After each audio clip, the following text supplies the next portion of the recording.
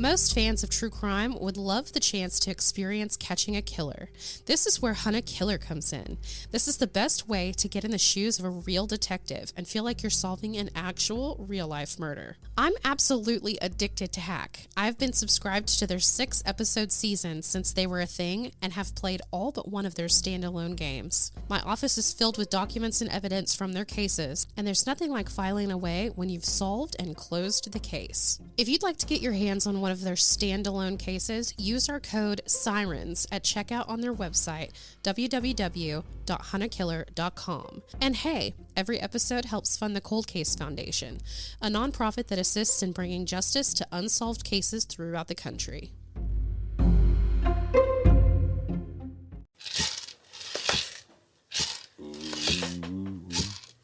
You're listening to Sirens, a true crime podcast, brought to you by the Sirens Network.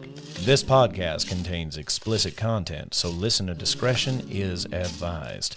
The opinions expressed on this podcast are solely the views of the hosts and do not reflect the views of affiliates, associates, or sponsors of this podcast.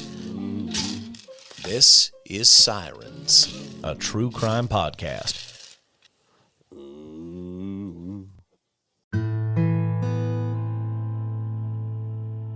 Hello, Killerinis. Raven here, and this is our holiday special Volume 4 that we're doing for Valentine's Day.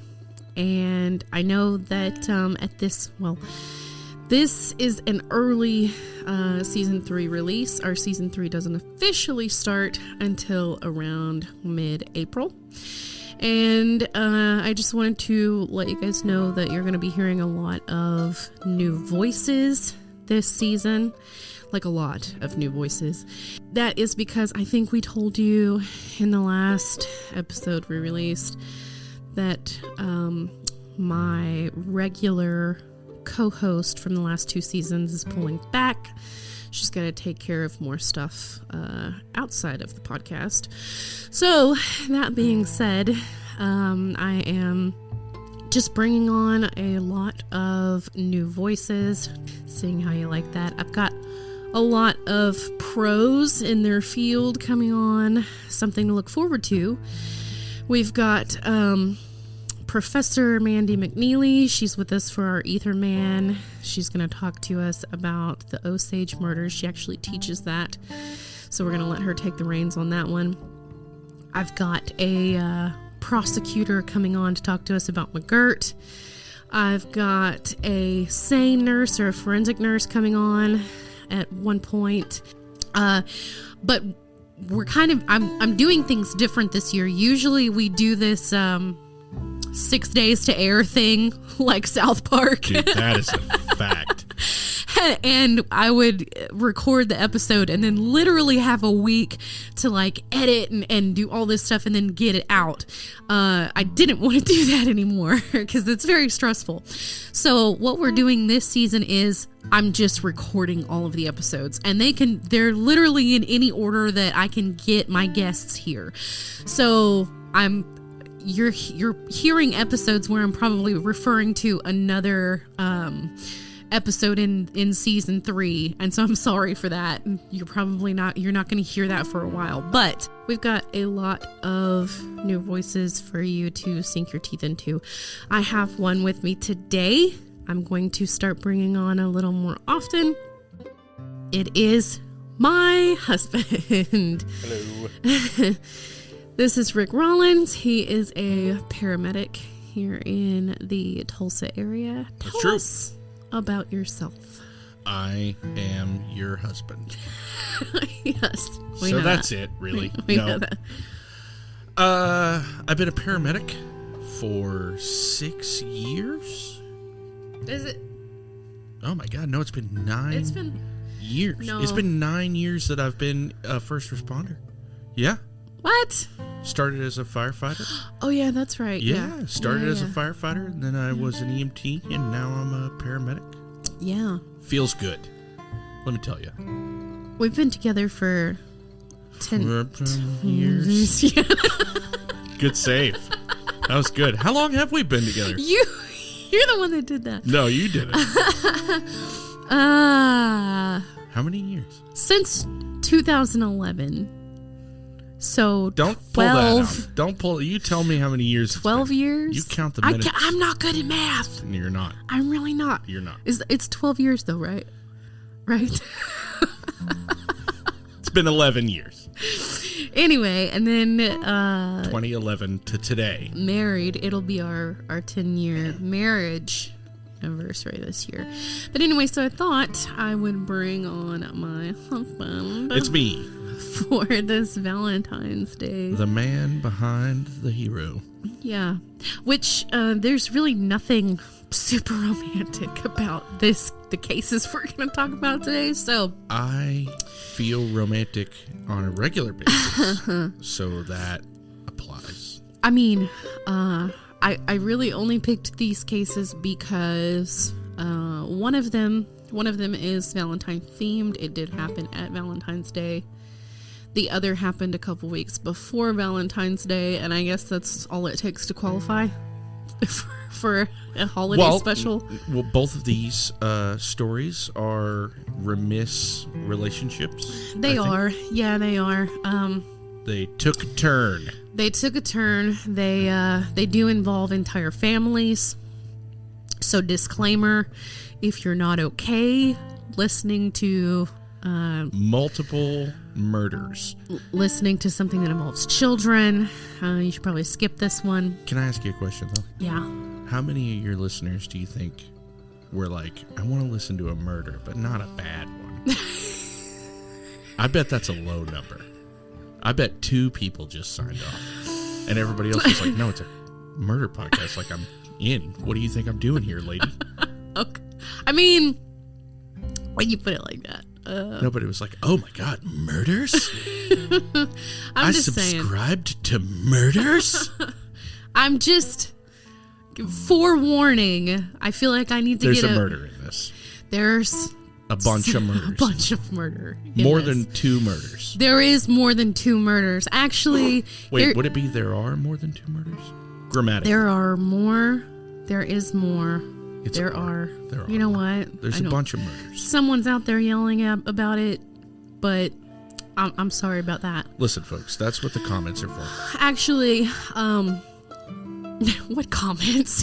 Where do those go? Is it like YouTube? We don't have those. Oh, we don't have those. No. Well, then shut up. We don't have those. Everybody just shut up. I will say we are going to be talking about families. What was that called? Familicide. I know that the technical term for what we're talking about today is family annihilation. That's what we're talking about. There it is. That's so if you're not cool with that, then skip back one. If you're listening to this in the future, skip forward one. And that's the thing too, is that so the season doesn't technically begin until mid-April, where we're gonna start releasing like one a week like we usually do. I'm just dropping these here and there to keep you content out there, so you don't forget about us, I guess. But I don't think they will. You're pretty unforgettable. We do have a lot of listens. We're up to over 70,000 streams and downloads right now. So well, I can tell you this. It's pretty crazy. It's good to be here. Long-time listener, first-time caller. Been listening to the show. You're not calling. You're sitting in the studio, which is in our house that we both live in. It's good to be here. You know, it's good to get out, come down. So, what they want to know is murders. Who are you in the real world? In the real world, I am a 911 system paramedic. So, when you call 911, the call goes to the dispatcher. They find the closest truck to your emergency, and if it's me, I go. No matter what it is. I have no idea what's coming over that computer. I have no idea what's coming over that radio. I have no idea what I'm walking into. And I do it every day. And this is all day. It's high volume. High volume system that you work in. It's not like you are at a station house for 24 hours. Truck never parks. Right. It's always it's go, go, go. Yep. From the minute the shift starts until you clock out and go home, that truck is moving. So you have you've got your certification in paramedicine. That's correct. What other on-the-job training do you have? Oh, ropes rescue certified. So what is ropes? Because I heard you telling me about that. Ropes rescue certified just means that I'm qualified to use a rope.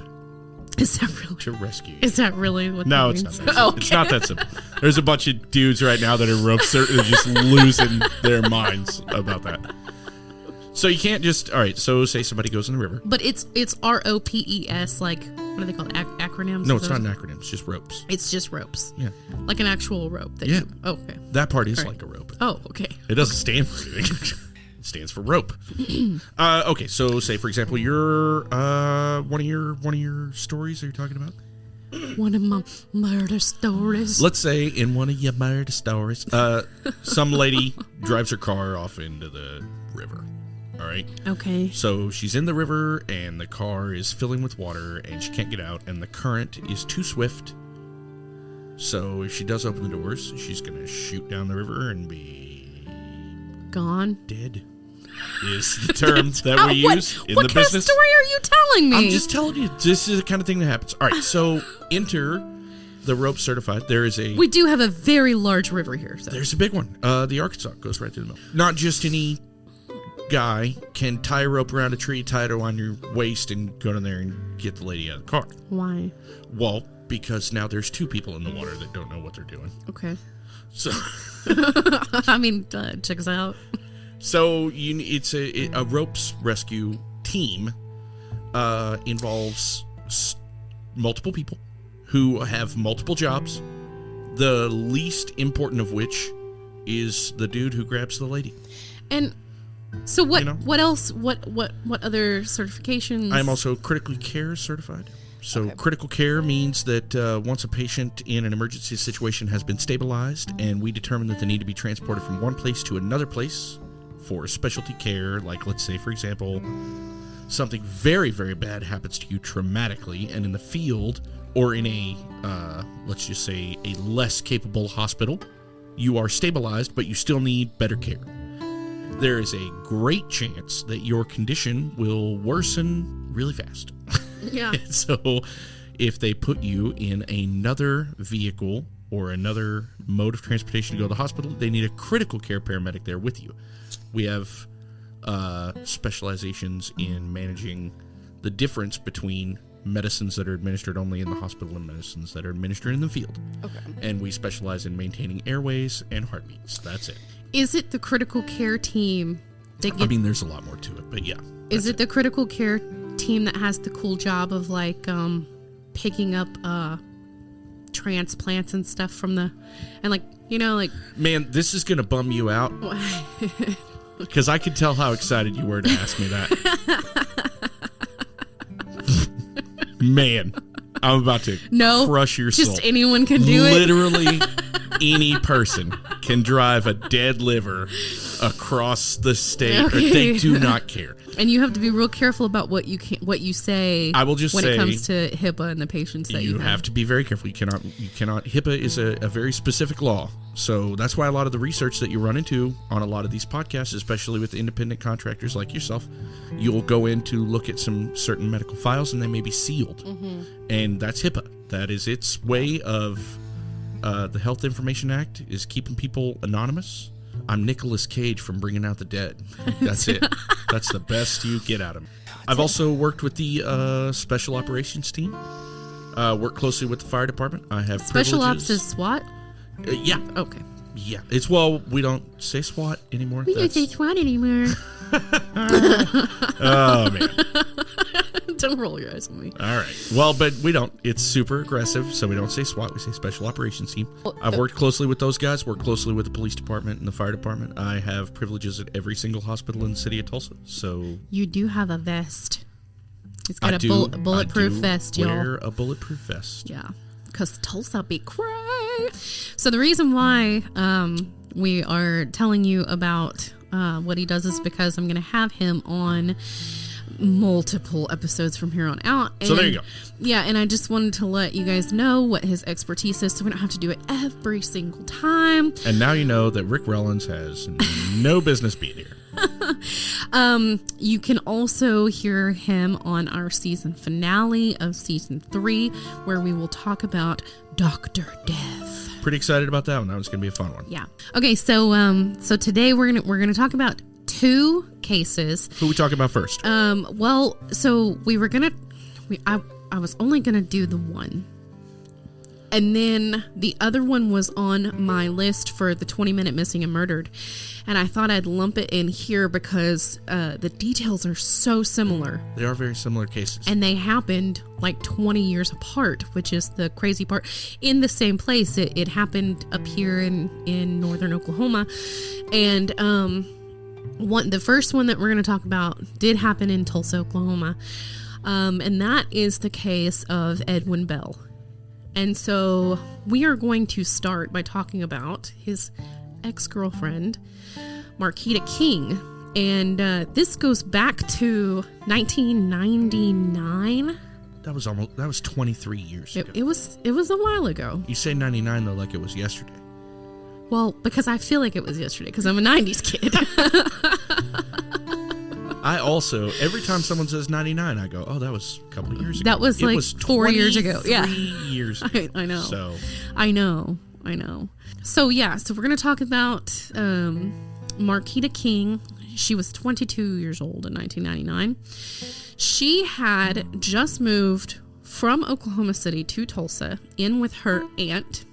She had 3 kids.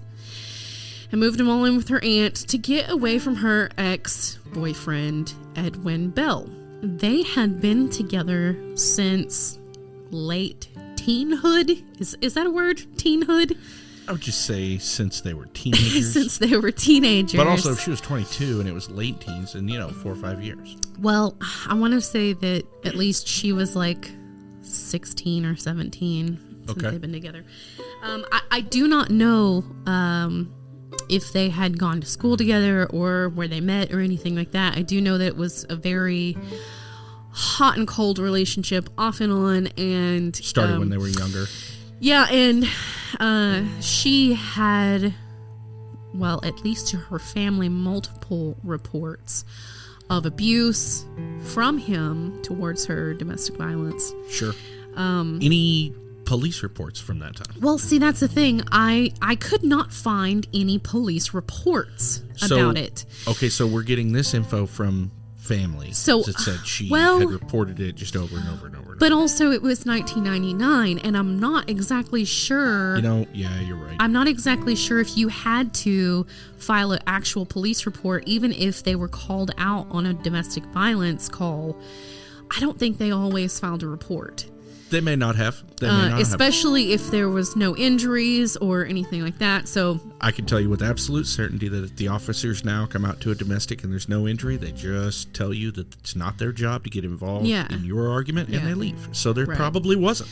And I do want to put out there that you can always file a report no matter what. That is true. I mean, no matter what. Even if the officer says, I don't think that's necessary, you can say, well, I want you to take one anyway. And they'll take one. I mean, and that's used a lot in establishing patterns of behavior and stuff like that now. It's very important if you speak to an officer now about any incident where you believe that the behavior could escalate, that you file a report. Even if you don't think it could escalate. If it gets loud enough that the cops show up, make the cops write it down. That is just to keep you safe. That is to keep a record.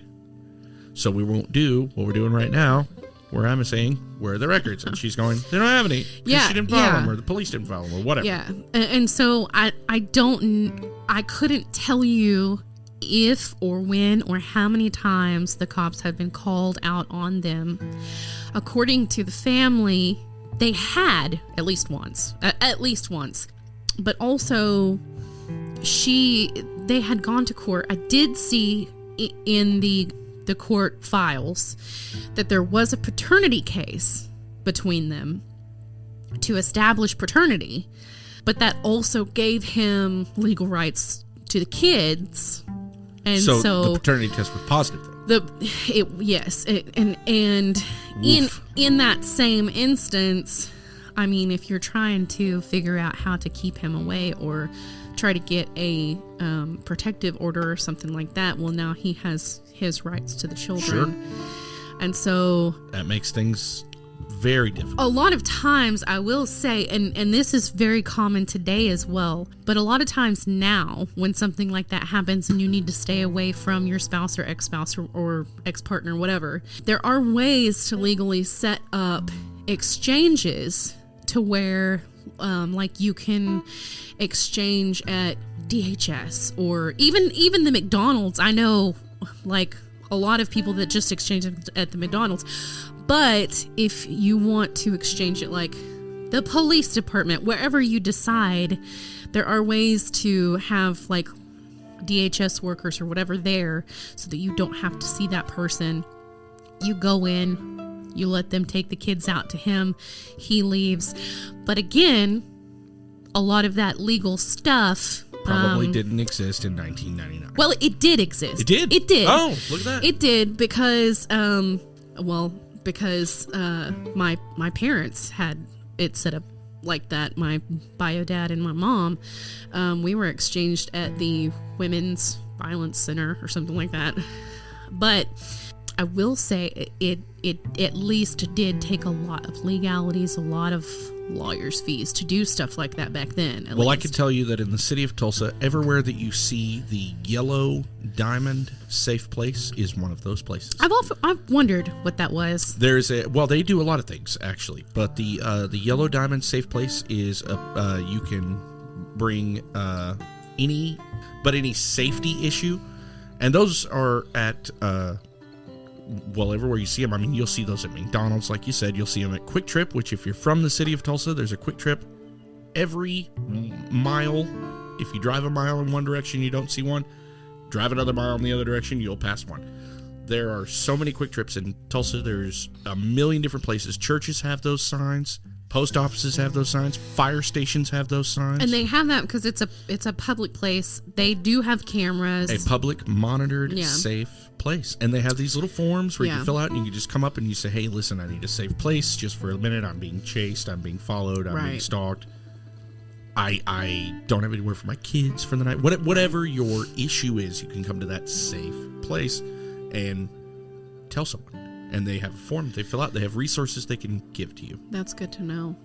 I don't know if our listeners are in a city that has something like that set up, but take a look around. If you have Quick Trips in your area, you might have safe places in your area. So I don't know if she just maybe didn't have the ability to pay for an attorney extensively to get stuff set up.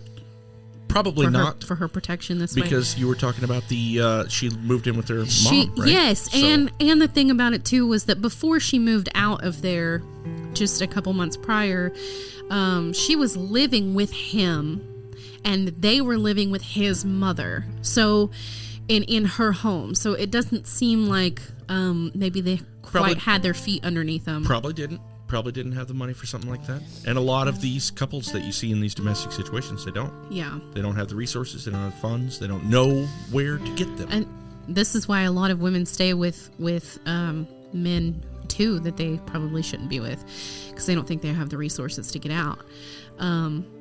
But anyway, so she had moved her and her 3 kids from Oklahoma City to Tulsa in with her aunt. It was just a small apartment, too, but she was just staying there for a while. Her aunt's name was Fanny King. Well, that's precious. I know. Why don't I have an Aunt Fanny? I don't know, but I need one, right? I need an Aunt Fanny. I need an Aunt Fanny. I'm going to need an Auntie Fanny. Just tell me I'm handsome and feed me, you know? Basically all the stuff you do. All right, so are you going to start calling me Fanny now? I'm not saying I won't, but maybe we just try it on. I don't think so. I don't think so. Well, then we need another one. So also, I do want to mention that So along with the prolonged domestic violence, Bell also had a lot of run-ins with the authorities just on his own. Because back in October 1994, there was an accident, and a quote accident. He did the air quotes. I like that. We use those on the ambulance too. Yeah. He accidentally got this Coke bottle stuck somewhere. I don't know how that got there. Yeah, so air quotes are a big part of the service industry. It's a big part of it. So there was an accident, and Marquita had ended up getting shot in the leg. Did you say accidentally? Accidentally shot. He accidentally shot her. He accidentally shot her. Quote, accidentally shot her. I don't know if The police came out and apparently did very little investigation.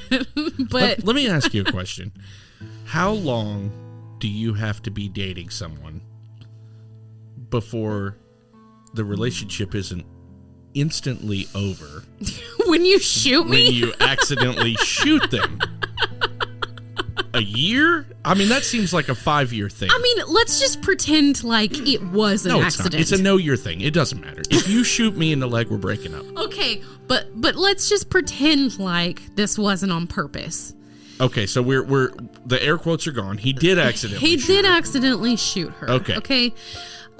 They're also teens at this time. He for sure did not, by the way. He shot her on purpose. But keep going. That's fine.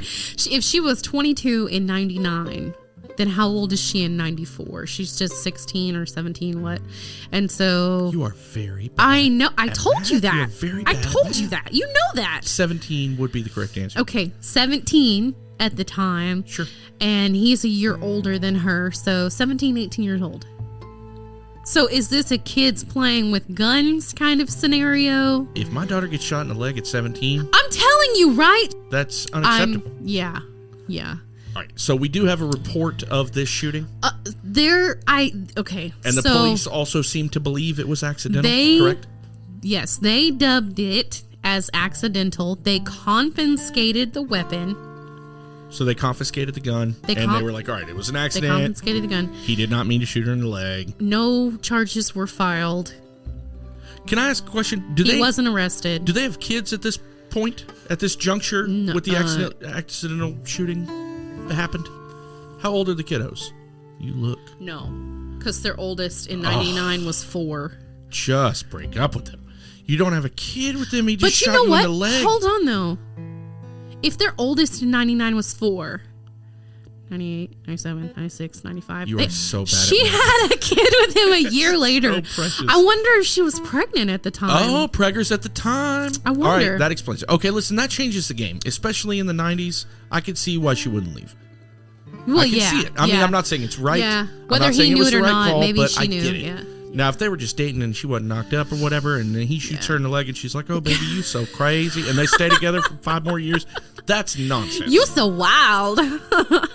We have so much fun together. You guys don't even know. He shot me right in the leg one time. Yeah. I mean, I get it. Well, and here's the thing. So. And this is Oklahoma, too. That's a good bonfire story if you're a happy couple. You know what I mean? Yeah. And then in 97, he gets a record all of his own. Oh. He was arrested on a slew of complaints in Midwest City on April 6th, 1997. The complaints included assault and battery, carrying a gun, which he seems to like, and carrying a knife, driving under the influence, trespassing, and carrying an open container of alcohol. 21 when he's laughing at me because I'm counting with my fingers. Counting on your fingers is the most precious thing I've ever seen. You're surrounded by digital equipment, by the way. I know. I know that. You could have made so many notes about like. This is what I was saying about being a 90s kid. I still count on my fingers, and if there's not enough fingers, then I'm done counting. No, don't you? Yes. You do not blame that on the 1990s. You blame that on you. You didn't study your math. I hate 100%. Math so much. I hate it. Right. Hate it. I know. Listen, I know. You don't have to be smart. You're pretty. I am smart. just not at bat. That's what drives me nuts about it, is that you're like the smartest person I know, and you're over here 99, 98. It's killing me. I'm losing Sorry. it. All right, it's fine. Or the DUI charge was reduced to reckless driving. Okay. Whatever public defender representation was there with him that day. Probably. And he comes up and says, Your Honor, he's never been arrested for DUI before. He's promised not to drink and drive. We're going to turn it around. Well, This is it. Yeah, it was his first DUI. See, and that's the kind of thing. Now, if he got pulled over again, that's going to be a felonious activity, and they're going to lock him up. He did only pay a $200 fine for that one. And then the assault charge was also reduced to disorderly conduct. $272 fine for that one. To be fair, assaulting someone is technically disorderly. Well, it is. But it is much more felonious. It is way more than that. Also, I would like to point out here that we're seeing a lot of these... He's starting to develop some patterns. Well, not even that. Not even that it's a pattern of an escalation of activity. Yeah. But what I'm noticing is a pattern of his charm, I would say, his charisma. Yeah, getting out of shit. To get out of this so many times. You know what I'm seeing a lot of that. Yeah. And this dude is manipulative. He is shady, and he's getting his way. I think that is not only a failure of, not obviously on his part. He's a massive pile of crap, and I don't even know the story. I'm just learning this now. But it also seems to be a failure of the system. So all of the other complaints that I just mentioned were completely dismissed. And that's not unheard of for, like you said, like a first-time offender. That's not unheard of. And that's fine. That's fine. Actually, can we just rack them up here? Can we just think about it for a second? All right, so the shot her in the leg. Yeah. All right, so that's one. All right. Yeah. DUI, that's two. Assault with a weapon. Were those lumped together? Is that the same event? Was he trying to knock over a Quickie Mart or something? No, they did not charge him with assault with a deadly weapon. They charged him with assault. I guess he was fighting someone, and he just happened to have a gun on him and a knife on him when the cops showed up. He wasn't like waving it around, like pointing it at anyone. He wasn't menacing or anything like that. No. Okay, but my point is, but he did have them on him. If they had not knocked those down, if every one of those would have been full punishment, then the third one he'd have been gone. Well, okay. If they would have found that the shooting of Marquita was not accidental, then this would have been his second instance, and he would have gotten at least a year of jail time. That's what I mean. Yeah. There's your failure of the system right there. The leniency of those crimes, which are red flag domestic crimes. Yeah, and so since the first one was accidental, and all of these others got knocked down to basically suspended probation, whatever, they were a first offense technically. So, and I didn't find anything on his record after that. So, I mean, he didn't do anything else. I guess that was the one thing he needed to realize, like, I shouldn't do shit in public or whatever. Like, maybe I gotta keep it under wraps now. And, well, what do you call that? And what did you say when they're evolving? They're getting smarter. They're getting better at this. Exactly. And if we had stopped him before, I keep saying we, I wasn't there, but if they had stopped him before, well, I just think that sometimes you get a cop or you get a judge who has had a very long fucking day. I get it, and they just don't have time for it. They don't ask the questions that they should. They don't see the red flags that they should. And a lot of that has to do with being, like, the system just being so fucking overworked. But that is true. Unfortunately, that is very true. But I mean, you really can't pinpoint one place where you can say, this is where it went wrong. You know what I mean? Like, no, you can't. So I just noticed from where I'm sitting that I see 3 instances where a young man could have got slapped with a felony at any time. Well, and I will say, too, that before that, she had talked to her family.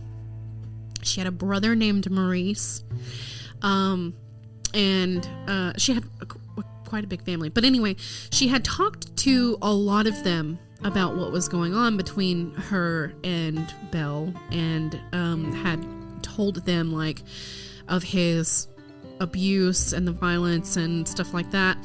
They had suggested to her way before that she needed to go get a protective order.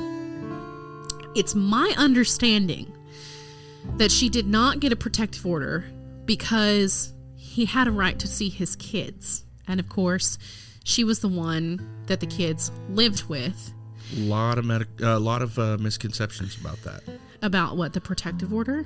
Well, no, just about that scenario. You'll see right. domestic couples now that think that because he has a custody order, that it prevents you from having. No, that is not true. Yeah, and it's not the case. You can absolutely get a protective order. Yeah, like we were, and you can get a protective order on you and your minor children at the same time. That is true.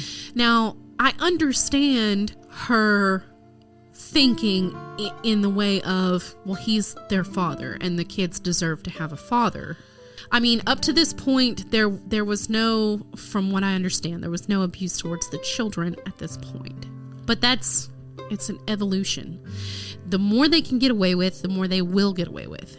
Well, we're sitting here talking about it because it evolved. So. Well, yeah. You can still get a protective order. You absolutely can. Does a protective order always work? No, and there are some people, even the people that work in my field, that will tell you that a protective order is just a piece of paper. It is just a piece of paper. It is just a piece of paper. It is more likely when you call on a domestic to say, well, I have a protective order, and then they go, oh, okay, well, that's an established already. That's been established, so we should probably get over there and see what's going on. It is. And the other thing that I notice in my field, we go out to domestic assaults pretty frequently. We get them quite a bit. You show up, and usually the police department has already secured the scene. They're pretty good about that here. Actually, they're really good about that here. They secure the yard, they secure the home, and then they separate the two individuals in the middle of the domestic. Every single time, you'll hear an officer say, do you have a protective order against her? Do you have a protective order against him? The reason they ask that question, and they ask it so fast, is because the rest of this does not matter if you have one. Right. No matter what. You got a protective order against him. This is your house. Bet. Cuff him. Yeah. We're done. Yeah. And then they'll put him in the cop car while we finish the rest of our conversation. See just how much is going on top of that. Exactly. Yeah. And that is a strong motivator. It really is. And just get the order, ladies. Listen to my voice. Well, and get the order. Yes, and we're also living in a time where being an abuser now affects the rest of your life. That is true. Back in 1999, people didn't really give a shit if you abused your family. It was very rumor-esque. Like, it wouldn't affect your job. No. In fact, most people probably wouldn't ask you about it because most domestic assaults are misdemeanors. Yeah. And all of those application questions say, have you ever been convicted of a felony? Right. And so exactly. they're going to leave it off, and you're never going to know about it. Which, now it's different. Now it's very aggressive. First of all, the applications say misdemeanor or a felony. They want to know if you've ever talked to the cops. Well, and I think, what was it, last year, year before last, they did up one of the domestic violence charges to a felony. I think it was the strangulation one. I want to say that was it. She did not at the time have a protective order, and she did look into, from what I understand, she looked into getting one once she moved to Tulsa, and she talked to the police about it, and the police told her that distance would, quote, probably be enough. So I don't want to defend that, but I do want to explain that. Okay. Again, the police department has a clear job. Now, if you are having repeated arguments, not domestic assaults, he's not punching you in the face, you're not hitting him with a skillet, that kind of thing. Which but maybe you should be. Maybe you should. Maybe you should hit him with a skillet. But if it hasn't become violent, if an injury or another event hasn't occurred, but you're just yelling in the yard, and this is the 25th You haven't gone to the hospital for it. Yeah, exactly. Which I don't know. I don't know if she had or hadn't. A lot of people don't go to the hospital for that kind of thing. Well, 9 times out of 10. Well, I mean, you remember the lady I told you about that got hit with the garden rake? Yeah. She got hit in the face. Yeah. And she was like, "No, I'm good." I was like, "You are not." Well, I mean, yeah. A lot of people think that if you go to the hospital for your injuries, you're going to have to press charges, and that's not necessarily true. But I mean, it's also a money thing. They say I can't really afford to go to the emergency room, that kind of thing, and that happens a lot. And I always tell them, "I don't worry about that. I'll take you to the emergency room. Doesn't matter to me one bit. I just want to make sure you're okay." And then they still say, "I don't want to go." Well, and I mean, I don't know if she had ever gone to the hospital for any abuse because HIPAA. So that's true too. So I don't know. I didn't see any reports from family or anything like that said he had put her in the hospital or anything like that. So other than the word of people around her, like, you can't go digging in her medical files. You can't. Even if you wanted to. Even if you wanted to. Even if you knew exactly where they were, they wouldn't give them to you. Yeah. But the other part that makes it good police work is that maybe, I don't know, I wasn't there. It's not my call, and I'm no armchair quarterback. But if you... Wait, I guess technically I am an armchair quarterback. I'm literally... You're literally doing it. In an armchair. All right. What I mean is that if he knows he doesn't have anything to put bracelets on this kid... And he's been here 20, 30 times. Just you guys screaming at each other in the yard. And you'd be surprised how many times you show up and they're not even, it's a good argument, but it's not escalated to 11. She's not throwing stuff at him, but they're literally 30 feet apart from each other screaming. Yeah. That is not a crime. You can yell anytime. You can yell whenever you want. You can yell at the bank. They'll probably kick you out. You can yell at the grocery store. You can yell at the hair salon. You could just start screaming anytime you want. Not illegal. It's not illegal. So the cops will show up and they'll say, "All right, look, I should not know your birthday. Right. I know your birthday by heart. I shouldn't. Yeah. That's bad, right?" Yeah. And he probably told Marquita, he's like, "Hey, listen, just go. Yeah. Just leave him." And then all this is done. Yeah. And so, not, like I said, not to defend him, but I've been in the yard where that cop has been talking to that lady, and I've had that patient that has been domestic 15 times, and you know her first and last name, you know her full medical history, you know his first and last name. They both beat each other up a dozen times. Why am I coming back here? What am I doing in your yard, man? So let's go to the day of the incident, February 12th, 1999. The children were supposed to go and stay with Bill for 2 weeks. With Edwin? And he was still living with his mother. Was this a court-ordered I don't know. Visitation? I do know that he did have some sort of court. They had worked it out in some way, but I don't know if this was part of it. I meant official. That's what I should have said. Was it official? Know. I'm just going to go out on a limb here and say that this was not probably in the court documents. And let's be honest, she hasn't done anything else by the book. He hasn't done anything else by the book this whole time. No. Why would this be? Yeah, so he probably called her and said, "Hey, I want the kids. Can they come stay with me for a couple of weeks?" And she probably said, "Yeah." I mean, and they did have it worked out because he was still living with his mother, Linda Ferris. I wanted it to be better than Fanny. That's just me. She was only 45. So Linda. But anyway, so he was still living with his mother, Linda, and so I'm going to assume she didn't feel so bad about sending the kids with him because technically it was Grandma's house. Sure.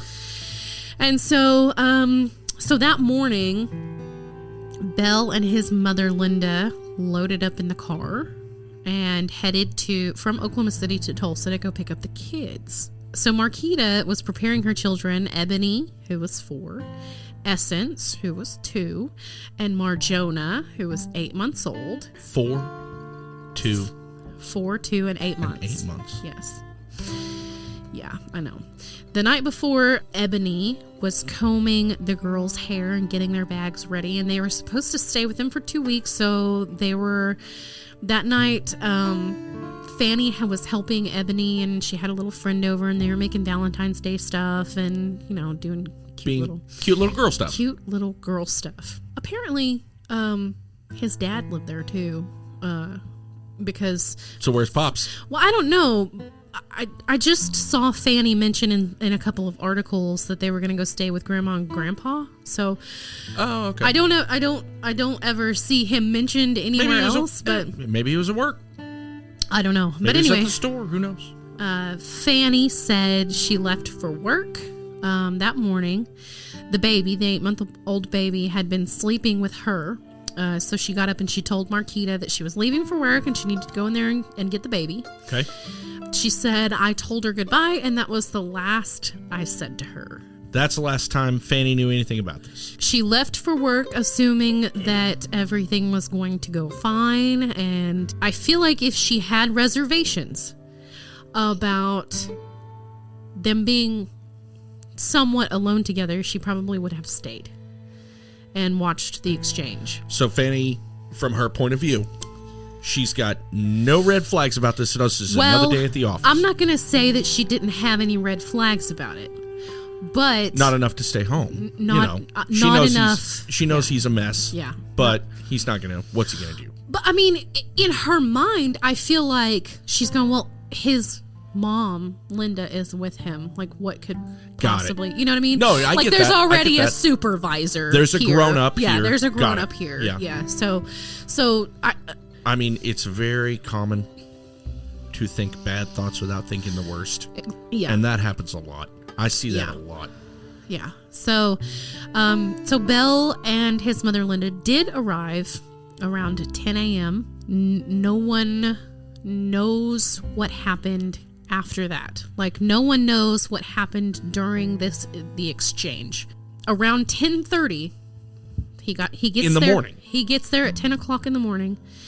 No one knows what happens in this 30-minute exchange, because about 10:30, Marquita's sister goes to the apartment to check on the family because she knew that Belle was coming, and she did have reservations.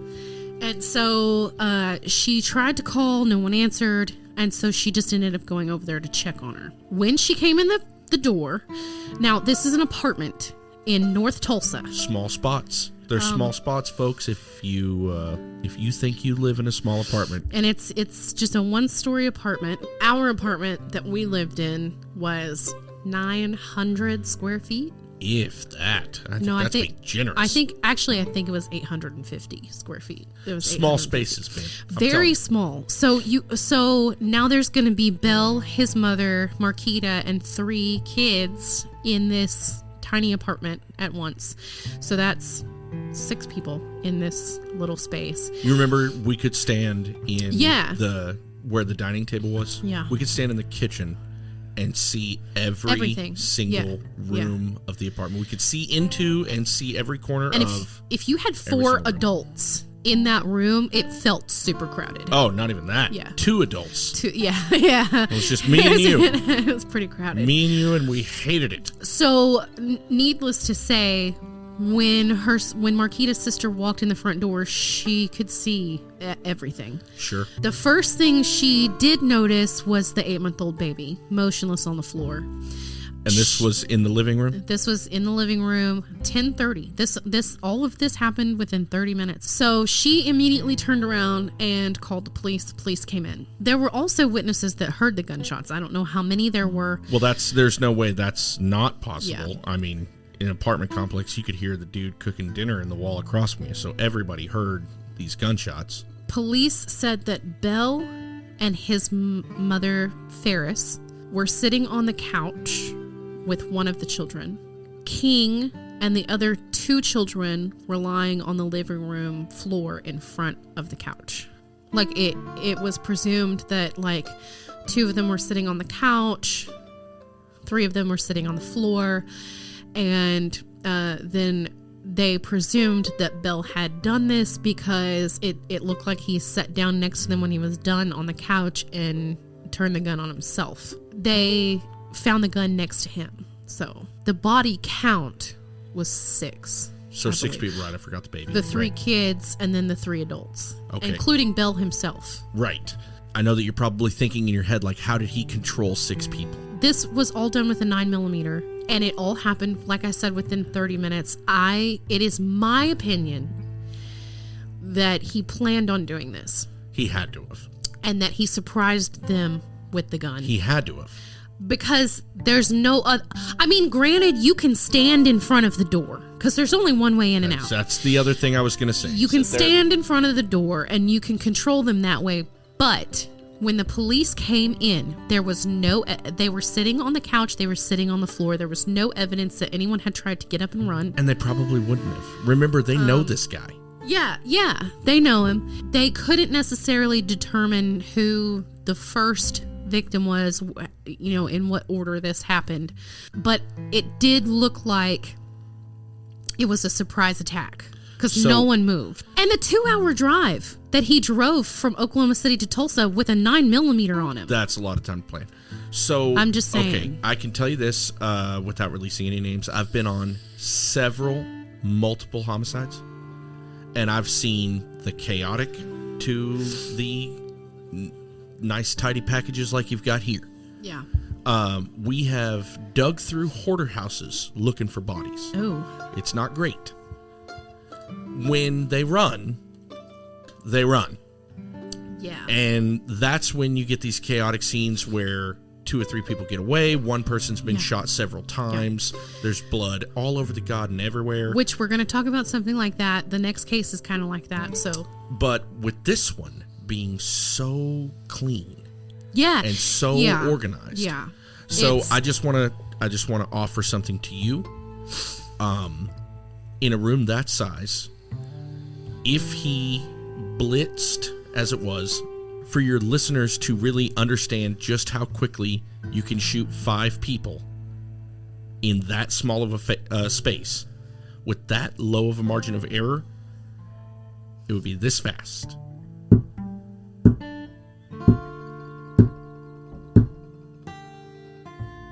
You've got a 30-minute window. Yeah. Yeah. It took that much time. Yeah. It's nothing to turn that gun. Done. There's no telling. Done. There's no telling how long he planned it. And I feel like it really was, because it happened. It happened so fast, and within that 30-minute time span, he had 2 hours to think about it on the way up there. He took the gun on the way up there.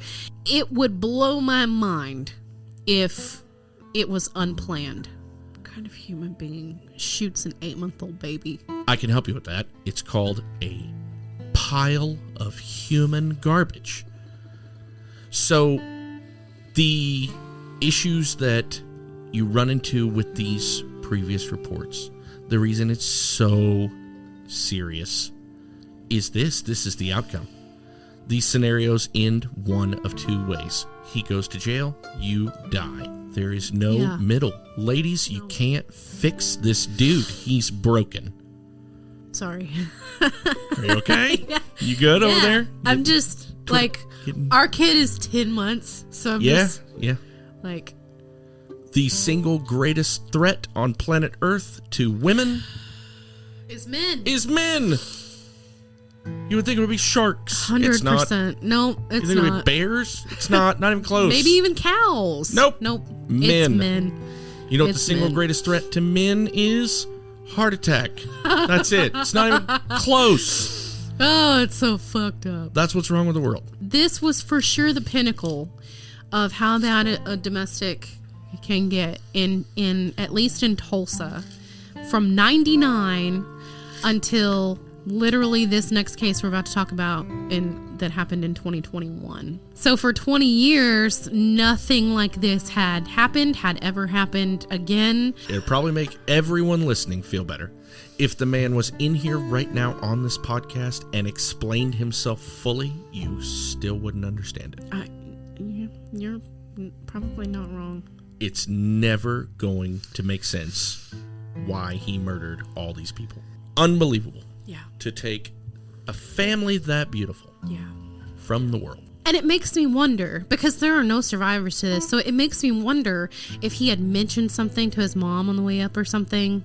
There's no way to know. I mean, there's no way to know. Like, did she know this was coming? I bet he did not. Did she try to talk him out of it?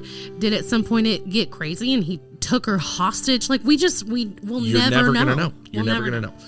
All we can do, like I said, the only thing you can do is you just keep Marquita. You keep these beautiful people alive by preventing what happened to them from happening to anyone else. That's the only thing you can do. It's hard to say. It's hard to blame yourself, too. I bet there's a lot of that. You can't. You cannot blame yourself. There's no way you could. Think about poor Fanny. Oh, poor Fanny. She left for work. Oh, man. And came home to that. Or got a phone call and had to leave work about this. She got a phone call at work. Yeah, she did.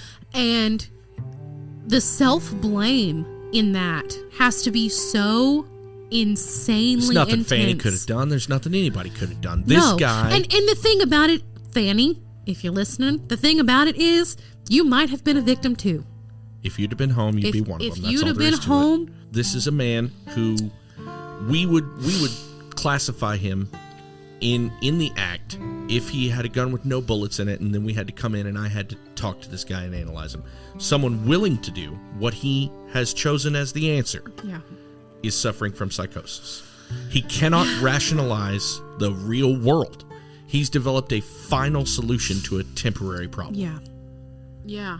And so there's no rationalizing that. And it's his problem. It ain't nobody else's problem. No one else's problem. None of those beautiful babies and that beautiful woman deserve to die. Not one of them. No. That man should have been recognized. Like we said earlier, we know he's manipulative. We know he knew the system. We knew he knew how to play it. Yeah. He knew how to talk to the police when they showed up. He knew how to talk to the judge when he couldn't talk to the police. These kinds of people are the most dangerous criminal you will ever see. Yeah, and so we're going to talk about another one. Because, as I said, in Tulsa, that case was the largest mass killing attributed to one person in recorded Tulsa history. And that was February 1999 and until February 2021. So Muskogee, they arrest a man named Jarron Pridgeon.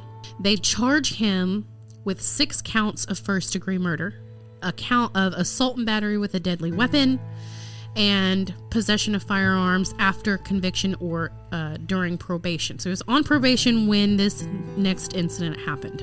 Pridgeon actually had received a deferred sentence in 2019 after being charged with 2 felony counts for allegedly throwing 2 large pieces of cement at a woman where he struck her in the torso. And a judge in that case ordered a mental health observation and evaluation, but those results are sealed. Red flag number 1. He was also charged with a felony from car theft in 2017. Okay, so we know... The mental health evaluation is sealed. We don't know the results of that because HIPAA. Obvious. Yeah. HIPAA. You're killing me. Yeah. 2 brothers. Jarron Pridgeon is one of them. I will say that there hasn't been a trial for this yet. There has been an arraignment. Yeah.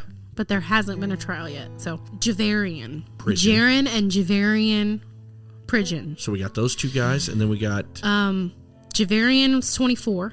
Okay. Brittany Anderson... Mrs. It was the woman. Brittany Anderson. And they were all living together. They were all young 20s. All living together with 5 children. Okay. 5 children and 3 adults all living together. Those 5 children are all Brittany's. They're all Brittany's kids. They're all Brittany's kids. Jeez, how do you do it, lady? Javarian and Jarron are both the fathers.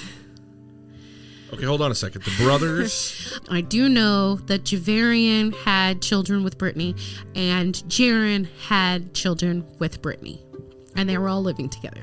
I suspect there was probably tension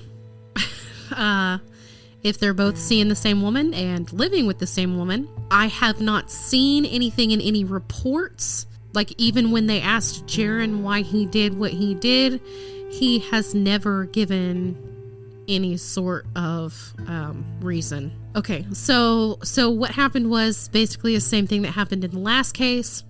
This time, he did not choose to take his own life when he was done. He simply ran from the home. Okay, so we know for a fact that this young man was present when the murders occurred. Yes. And that's what we're waiting on for our trial, is to prove that he is actually the one that killed all of them. Correct. This dude was seen leaving the apartment with a firearm. Yeah. Dude. Yeah, and here's the thing, too. You guys know that we have a website. If you can go and you can become a member of the website to gain access to our case files. And I have uploaded some case files from this case, these two cases, to our case files section. It is free to sign up. It is the sirenspodcast.com/case files. Just create a login and then you'll have access to it.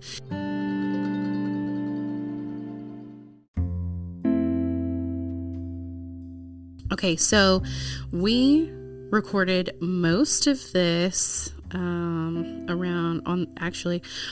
the 1-year anniversary of the Pridgeon case, and with that came a lot of media attention, so there has been developments. So I'm slipping in here in the middle some developments, so keep in mind what we talk about in this little section right here is the more recent details than what you will hear later in the episode. I can say one of the details is that, so we have a 911 call. Yes. And it is, I'm going to warn you now, so trigger warning, if you don't think you can listen to this, where I am going to play it.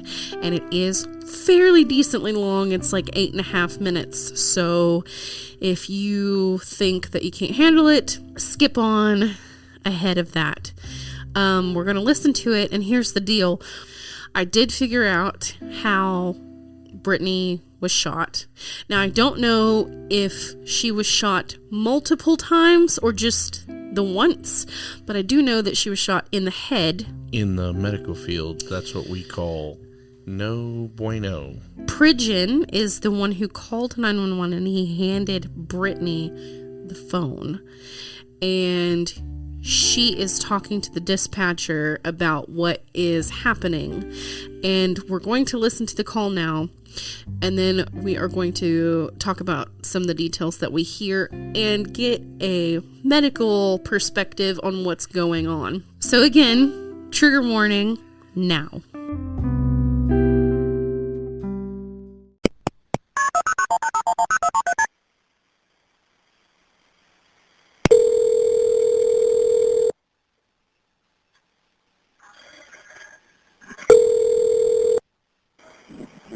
Please fire ambulance. Hey, I need ambulance. I'll make sure it's for the EMS. Don't hang up. Ambulance is the telephone number you're calling from? I don't know it. On my phone, I see 918-871-1736. Does that sound familiar? Hold on one second. Okay. Hello? Hello? This is the ambulance service. What's the telephone number? I need an ambulance. I've been shot. Okay. What's the address where you need the ambulance? 903 Indiana Street, Okay. Tokyo, Oklahoma. I've got help coming. Just repeat that address to make sure I have it right, okay? 903 Tokyo, Oklahoma. Okay. You said 903 Indiana Street? Yes. Okay. Tell me exactly what happened. I can't explain. I'm in consciousness right now. Okay.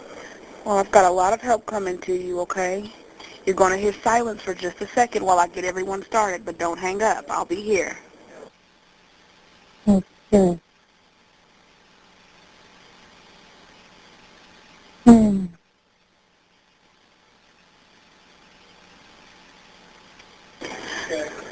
Okay, ma'am, are you alone?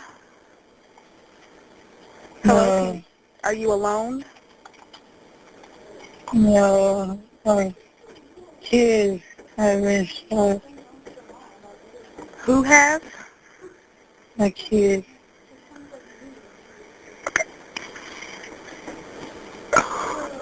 All right, you're going to hear silence for one more second, okay? Don't hang up so I can update them.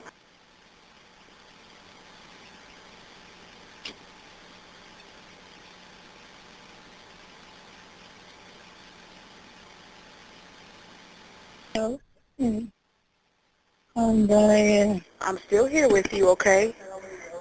How I'm many people dying. are hurt? I don't know. You don't know? Okay. Help is already on the way, okay? I'm dying. Please. Yes, ma'am. They're already on their way to Okay. you. The questions won't slow them down at all. Bear with me. I'm paralyzed. When did this happen? Yeah. Is the assailant still nearby? Can you hear me? Is the attacker still nearby? Yes. Okay. Is there any serious bleeding? I don't know. Okay, that's all right. Again, they're coming as fast as they can, okay? All right. What part of the body was injured? I don't know. Okay, no problem. Is there more than one wound? I don't know. I'm hurting. Okay, they're coming I as don't fast as they know. can. All right. I hear one baby. All right. Well, I'm going to stay on the line with I you. see one Okay? baby. But I don't hear my other kids. You don't hear your other I've kids? been screaming. How many kids were there? I have 8 kids. You said 8? Yes. All right. What's the name of the person that did this to you? I can't say.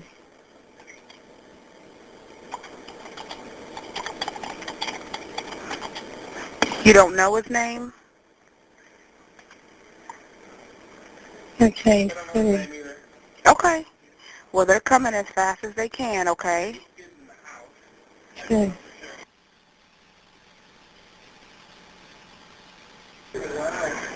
I'm still here with you, okay?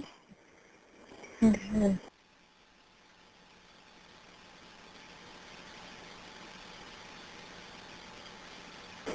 Is the person still there with you? Ma'am, can you hear me? Yeah, I'm here. Okay. I've got a lot of help coming to you guys, okay?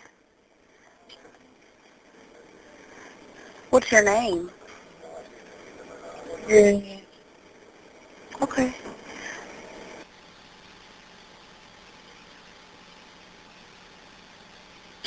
They're coming, okay?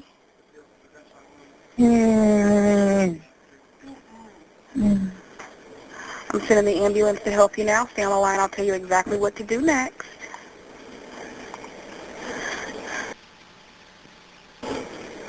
And you want to hear silence for just one more second.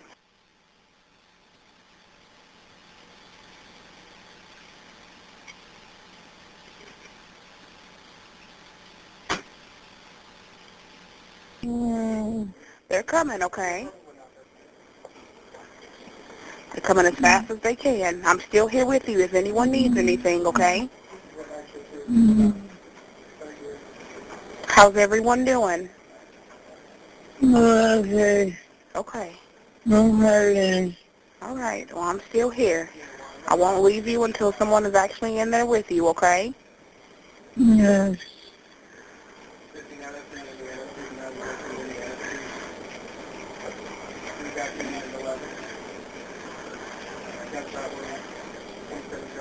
Still here. Mm-hmm.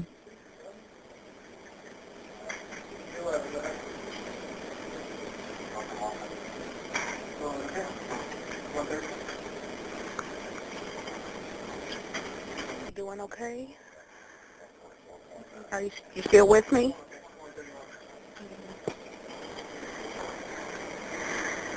My head hurts. Okay, they're coming as fast as they can, okay? And I'm still here. Mm. They're coming.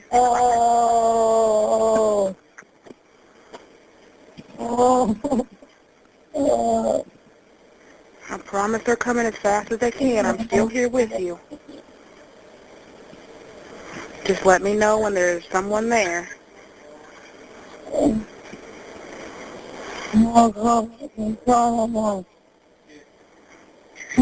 My mama. What's her name? Hope. What's your mom's name? Hope. Okay. And then what is your name? Brittany. You said Remy? Brittany. Brittany, okay. Brittany, what's your last name? Anderson. Anderson, okay. Can you tell me your birthday? 7/29, 1990.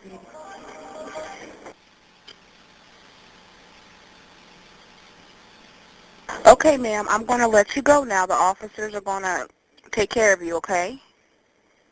No, They're getting ready to call you on the phone. okay. Okay, and they're going to call from a private or a blocked number, so make sure you answer, okay? Okay. I'll let you go so they can call you.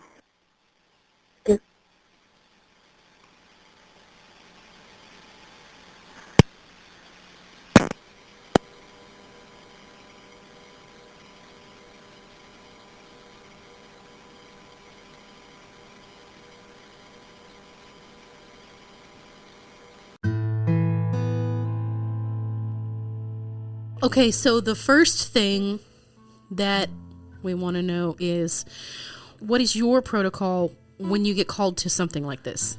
So you prioritize your patients, whether they are emergent or non-emergent. And any penetrating injury of any kind to the head of the trunk is absolutely emergent. So just knowing the mechanism of injury right there, she needs to go right now. She needs medical care right this second. So you walk in and you survey the room. Well, and you triage? Kind of, but also here's the other thing. Gunshot wounds can elevate the level of damage no matter where they are. Right. Several delicate arteries go throughout the entire human body. What people assume about gunshots from what they see on television or in movies is it just makes a straight hole. Yeah, through and through, yeah. Through and through, and you're totally fine. We actually have talked about this several times on other episodes where, depending on what kind of gun it is, what caliber it is, where you were shot, there are several times that it'll go in and kind of ricochet around, or that's not even the worst part, or stop just short of going through. What we worry about, especially when it comes to blood loss. Now, you have a patient on the phone who has an altered mentation, who is slurring her speech, slow to respond, confused. Your first concern in any traumatic injury is the blood pressure. That's first. Okay. Because if the distal tissues of that person's body are not perfusing because she doesn't have enough blood, they will die. Okay. She will shunt all the blood in a compensated shock maneuver all to the central organs. We got to take care of the important things first, right? We got to keep the heart running, the lungs running, the brain running. Right. So they will shunt everything inward. That causes the blood pressure to drop even more. And if you're losing blood from a hole and it's leaking, then it's way worse, because now you've moved everything to the middle and you don't have any reserves to pull from. Okay. The worst part about a gunshot wound is not even the entry and the exit in a straight line, that path that bullet makes. If, they say, oh, it went right through him and it didn't hit anything important. That's not the issue. The issue is cavitation. Which is? Cavitation is a medical term used to describe the damage to the tissues from the force of the gunshot. From the force the bullet projects outward away from the projectile into the other tissues. If you want a really good representation of this, watch a slow motion video of an apple being shot by a bullet. Okay. The skin of that apple will ripple like water, and the inside will become applesauce. And why do you only find 2 or 3 big pieces of an apple if you shoot it with a .22? The rest of the tissue, the force that pushes outward from that bullet's path of travel, obliterates that apple. Right. It is only slightly worse in a human person. Right. So let's say you get shot in the thigh. That's what you always see in the movies, right? They just wing him. They shoot him in the thigh. Located in the, I guess you would call it the interior medial aspect, or the inside of your thigh, is your femoral artery. For an excellent reference on the size of your femoral artery, look at your pinky finger. It is that big around. Whoa. It's roughly the same size as your pinky finger. Okay. And it runs down the inside of your thigh. It is very easy to damage the femoral artery because it's so close to the outside of your leg. Mm-hmm. If you were shot in the thigh, the cavitation from that bullet, if it travels all the way through without hitting your femur, there is virtually no way that your femoral artery is not in danger of being damaged. Okay. At the very least, it will tear. At the worst, it will rip in half. Now, here's the terrible thing about that. An arterial bleed, if left uncontrolled, especially your femoral, can dump your entire volume of blood, based on how big you are, anywhere between 5 and 10 minutes. Jeez. Now, we're just talking about a leg, and this young lady was shot in the head. Right. Even if you assume the best, and I know it sounds awful to grade these best and worst case scenarios, but the best case scenario is that the bullet struck her skull and stopped. Like stopped in it? Yes. Okay. Got stuck in the skull. That's the best case scenario. Okay. The worst case scenario is it penetrated the actual brain cavity. Right. And then there's a very low chance of recovery. Right. And we probably won't know that because HIPAA. Well, it might be released. It might only be released to the jurors. We don't know. It might, it might not. But here's some things that we can assume just from listening to this 911 video. She says a couple of things that lead me to believe that she has an increased intracranial pressure. Now, when you get hit in the head, we don't care if it swells out. Right. We like that. Okay. Because it's not going in. We don't like it Right. if it pushes against the brain. Any pressure on the brain at all, if you get punched in the face and you get a big goose egg, that's what we want. We want it to come out. We don't care if it puts pressure on your skin. We care if it puts pressure on your brain. Right. So when you see an increase in intracranial pressure, that means something has pushed in, and that's never good.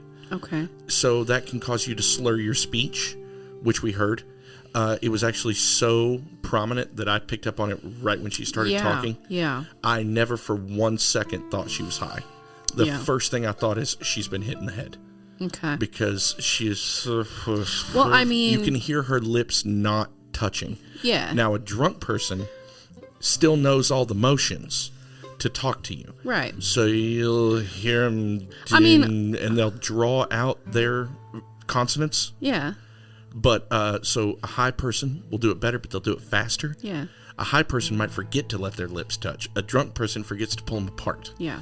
So you'll hear things like that as you talk to them more. Mm-hmm. However, someone that has a traumatic brain injury is still doing all the normal things, but her lips aren't answering her. Mm-hmm. So when she said, Brittany, that's when you knew, like, oh, her lips touched once and never came back together. Like, that was the end of it.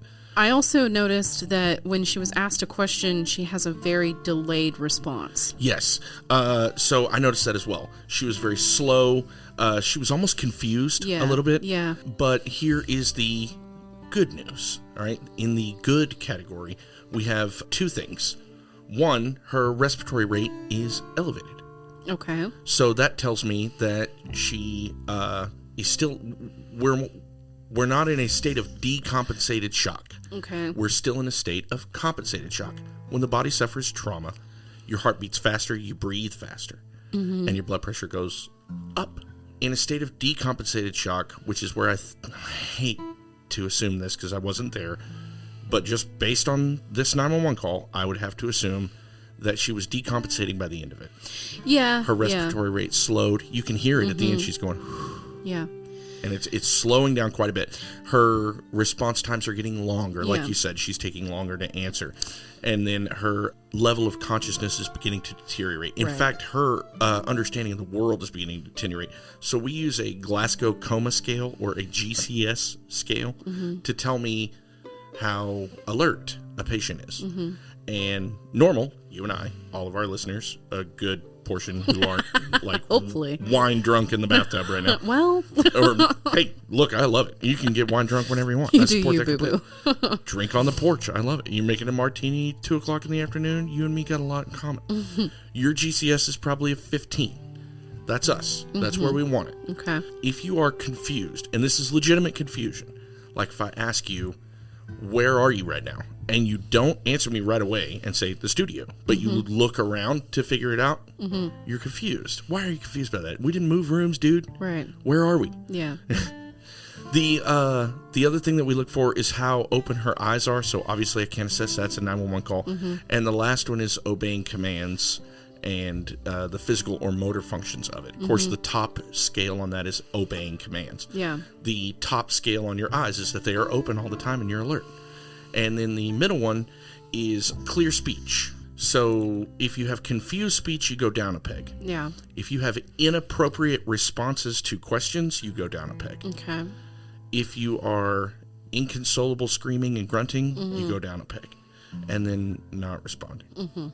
She asked her a couple of questions. Yeah. And she was confused on how to answer them at the beginning, but by the end of it, she was responding inappropriately. Well. So that's a deteriorating level of consciousness. Her GCS is dropping.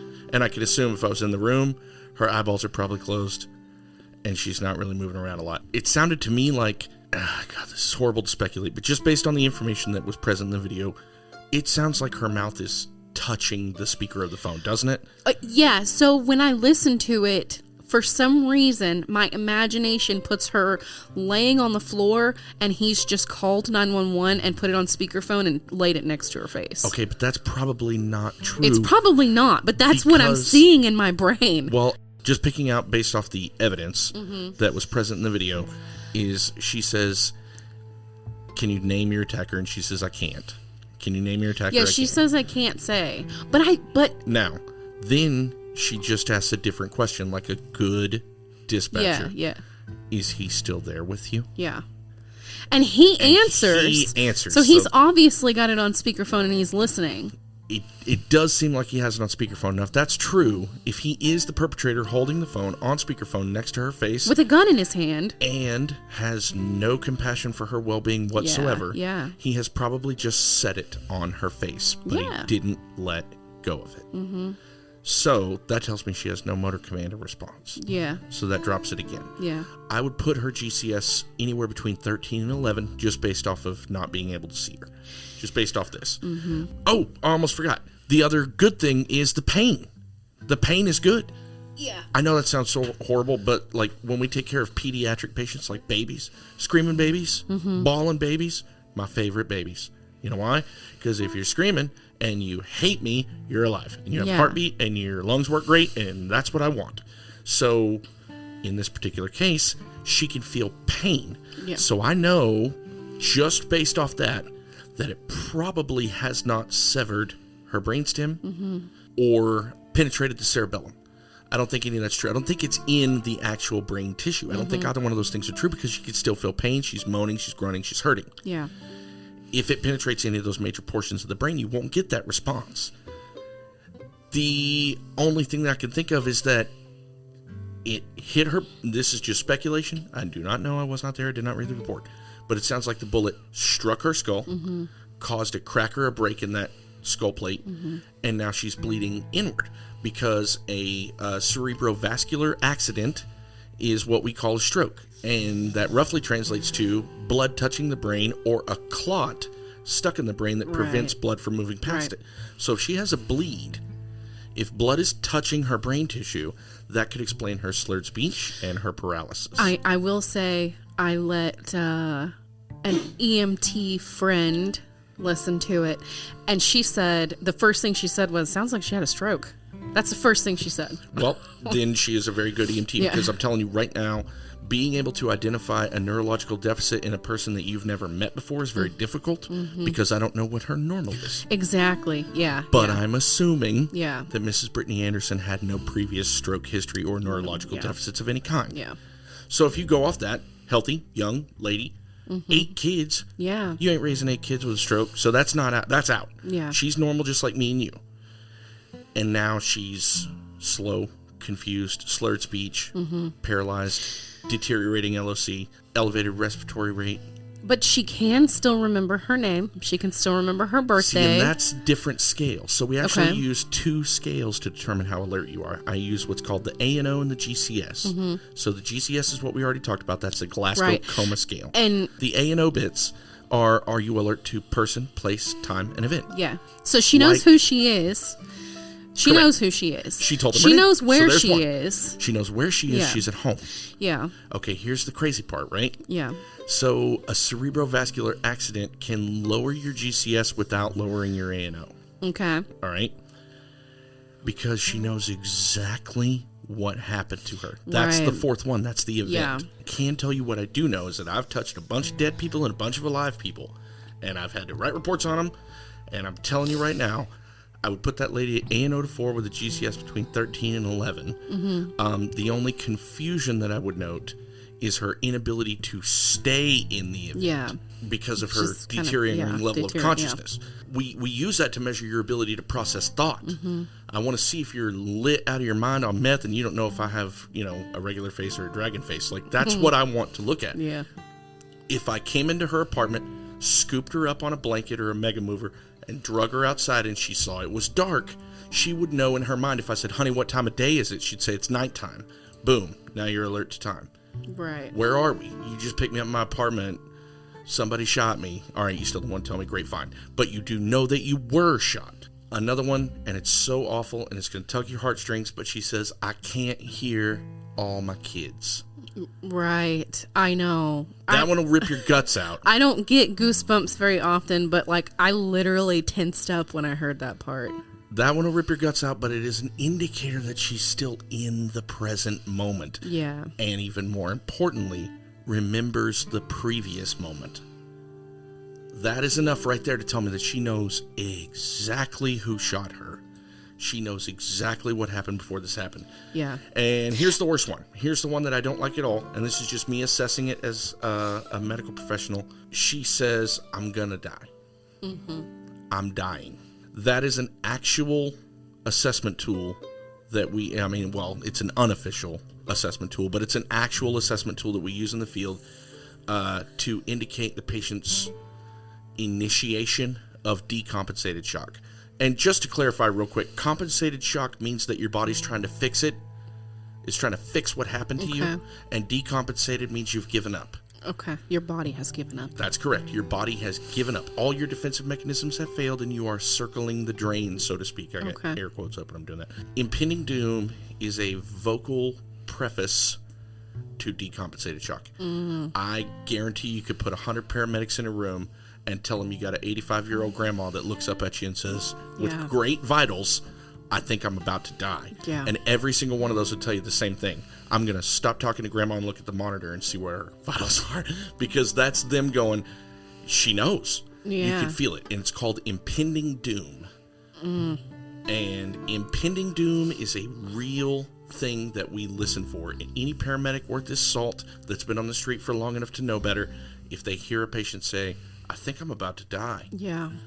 They know that they're behind the 8 ball. So whoever these heroes were that came in there and grabbed her up and got her to the hospital, she's going to be able, I don't know if you guys are listening.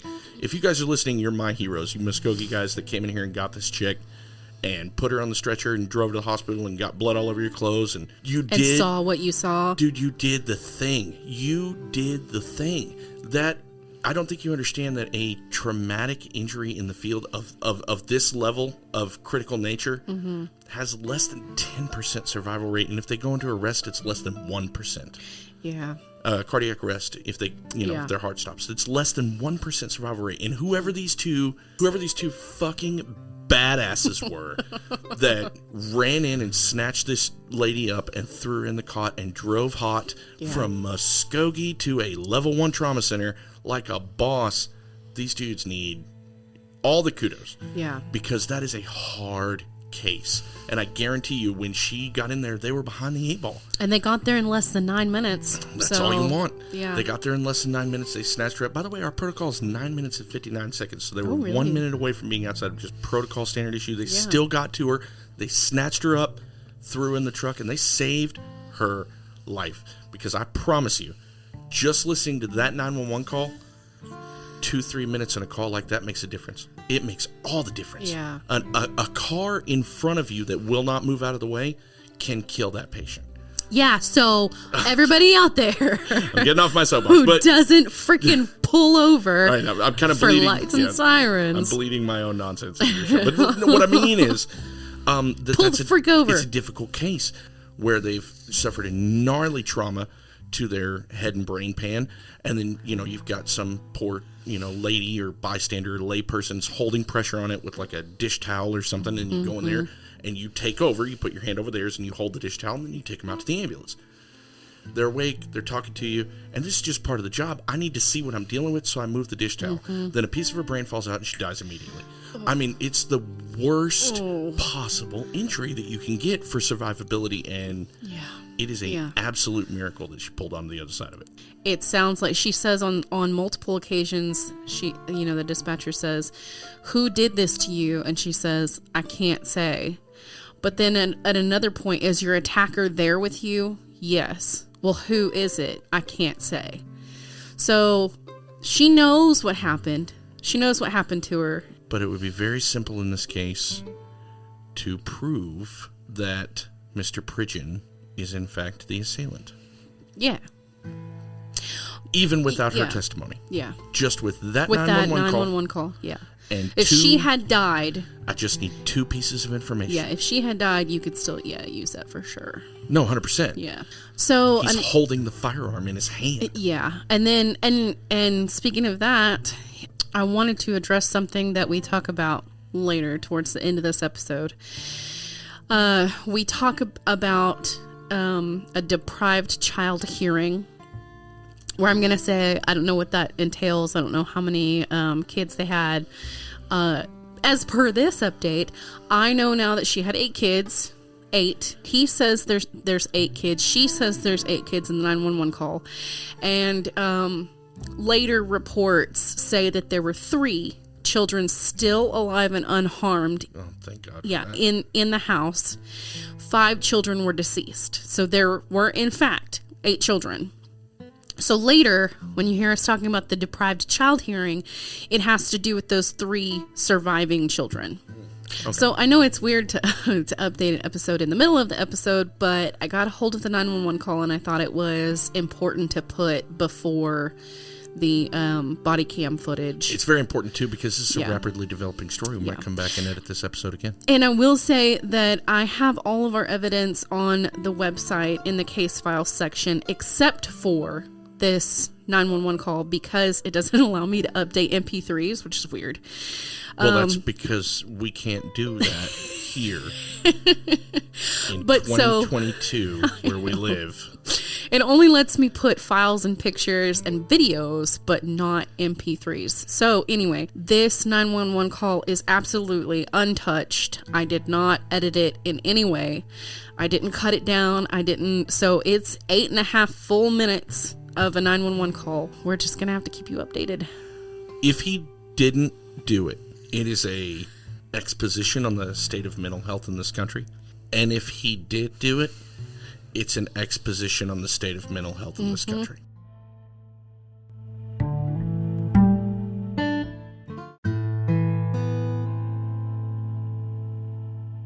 So this case did have police cam body cams footage that has been released, and if you want to see that, there's 2 videos. It is on the case files on our website. So it was cut down when they came in and they found the bodies. They cut that part out. Well, they're gonna. And I'm sorry, but they're gonna. especially the babies. Come Yeah. on. They cut that part out, and they just kind of moved forward to when they leave the residence and search for Jarron because he took off on foot. Love it. And that cam footage is basically them finding him and apprehending him. Will you show it to me? Correct me if I'm wrong, but wasn't there like a moment in this case where we thought Miss Anderson would recover? Yeah, so the difference in these cases is there were 2 survivors of this incident. But she didn't. Jarron obviously survived, but Brittany Anderson did survive. She was taken out. She did survive. So See, 6 deaths, Brittany 7 lived. injured. 1 survived that had no injuries. That was Jarron. Okay, I'm on it. All right, let's take a look. Become a member of my own website, thanks to you. You're welcome. All right, load it up. Front door. Put your hands up. Walk towards me. Turn around. What's in your right hand? Firearm. I can't tell. Right hand. Gun in his right hand. Drop what's in your right hand slowly. Slowly put it down. Keep giving him command. He's running southbound. He's got a gun. Running southbound. He's got a gun. Southbound. Back to the west. Shots fired.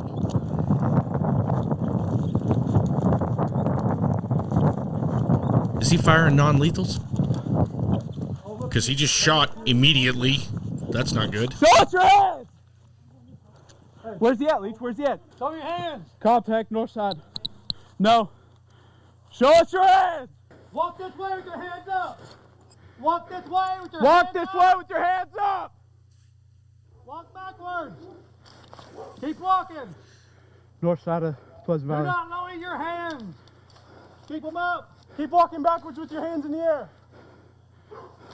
Do not reach for anything. Keep going. Keep going. We can throw them out wherever. Gilly, come over here. Okay. We're good. We can open here.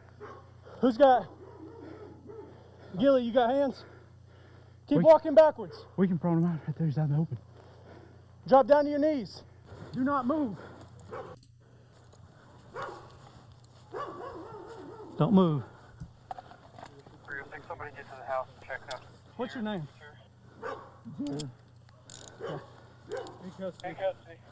Where's the gun at? 136. Don't move. 552, we have blood on the suspect. Who shot? Did you shoot? Yes. Okay, you have a location I can send EMS. Don't move. Pat him down. Keep checking. Okay. We're at 905 Indiana. They need to come up here to this house. I'm up on the phone with the subject. You can see blood on his pants right there. Yeah. Can I say something? All the house, man. My baby mama, my kids, and my brother. What's your brother's name? So, baby mama, brother, and kids? How many kids are in there? 8. Do we need multiple EMS units? Bro, can y'all please take me serious right now, please? I know this sound weird and stuff, but please watch over y'all kids, man. Real shit. 2 adults, 8 kids in the house. The government is fucking us up, man. Okay. What's your name? Jarron. Who? Can we confirm? James what? Jarron Pridgeon. Who? Jarron Pridgeon. I can't understand you. Pridgeon. Pridgeon? Yeah. Somebody in that house was screaming when we drove by it. The government. Or run by it. What's your name again? Jarron Jarron? Pridgeon. Pridgeon. That house with the van. You can see first responders pulling up here. Please do meditation. 7 chakras. Real shit. 7 chakras. We is blocked all the way. Okay. I know I sound crazy, man. But just do it, please. 7 chakras. 514. See if you can find anything on a Jarron Pridgeon. I can't imagine what those first responders are thinking going up to that house. 7 chakras, man. That's what somebody's screaming at. So you, He's exhibiting. So that was the video. You just heard some of. I cut it down for time. If you want to watch the rest of it, go to our website under case files. And Also, I'm sorry if it was a little jarring. There was a lot of noise, a lot of things going on. Possibly, I'm very sorry about that. Anyway. Excellent police work. First of all, just from what I saw, they gave clear, concise instructions. Over and over and over. They do that. I'm sorry, but they do. They do it over and over and over. If I'm there and you heard one of the guys say, you do that, I'll talk. Mm-hmm. You focus, I'll talk. Mm-hmm. The man talking, that's all he's doing is talking. He's doing that over and over and over. He's saying, walk backwards towards me. Keep your hands up. Do not lower your hands. Don't reach for anything. Do not move. Down on your knees. Those clear, concise instructions are to keep everyone safe. Yeah. Because I promise you, Mr. Pridgeon, if you're listening to this from jail, if you had chosen that moment to scratch your nose, this would be a very different podcast. They do that because it's an intense moment. I'm going home at the end of my shift. Yeah. This dude's going home at the end of his shift because he did that perfectly. That was a perfect catch. Like I said, you probably don't know the entire context of what you're hearing. If you really want to know what you're hearing and put some visuals with it, jump on our website, thesirenspodcast.com/casefiles. He's exhibiting nonsensical, I wouldn't say nonsensical, but non-applicable. So we see that a lot. Actually, most commonly, you'll see this exact behavior with methamphetamine-induced psychosis.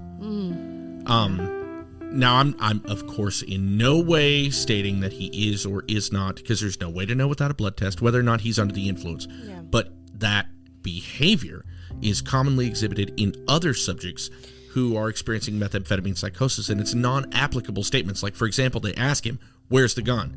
He says, I threw it up over there. Mm-hmm. And then he immediately says, can I say something real quick? In his mind, as disoriented as it is, the most important thing is for him to tell the officer that's arresting him to watch the government.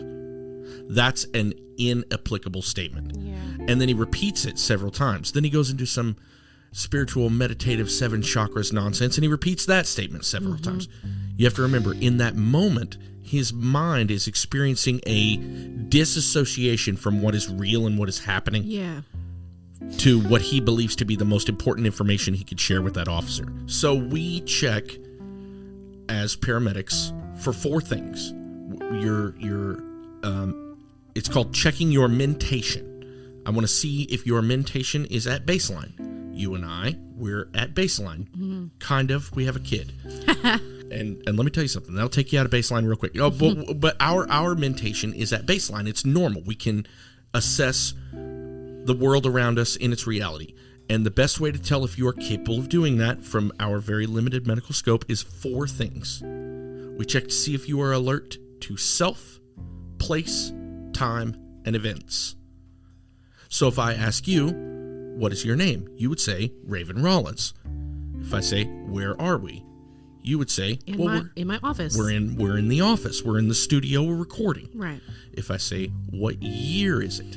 1942. There it is. You know what I mean? Like, it's that quick. Yeah. Or you could say 2022, and then I could 2022. say, what holiday are we about to celebrate? And Christmas. You say Valentine's Day. If you say Christmas, then I know we're off a little bit. If you say 4th of July, I know we're off a little bit. Yeah. There are some people that do the A and O questions rather quick. Mm-hmm. Who are you?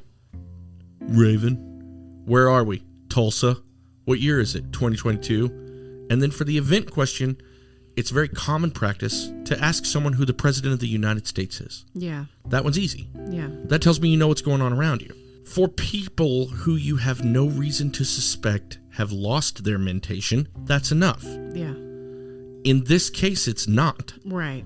In this case, you could say, do you know what's happening right now? I'm under arrest. Do you know why? Because the government, man, they're out to get me. There it is. No, my man. Mr. Pridgeon, you are under arrest for the murders of fucking 6 people, dude. You're going to prison for the rest of your life. Do you understand that? You got to meditate, dude. Okay, now I know this man has suffered a decrease or a disassociation in his mentation. Well, and we were already concerned about his mental health. Remember, those records were sealed. We're already concerned about his mental health prior to that. So just my brief assessment from that video, if his toxicology report was completely free and clear, which I don't know what it was. And here's the thing about this case. All the things we're talking about that I say I don't know, it's because it hasn't been released yet. Because, again, this case has yet to go to trial. Because this happened in 2021 and then the pandemic and all this stuff, and some things get pushed back. They're still gathering evidence, all of these different things. So it hasn't gone to trial. A bunch of evidence hasn't been released. I will for sure keep you updated on what's happening in this trial right here on this episode. As I update it, you'll see, just come back every now and then and check on this episode, and you'll see if there's maybe an update at the end. But yeah, so I'd be very curious to know what's in his toxicology report.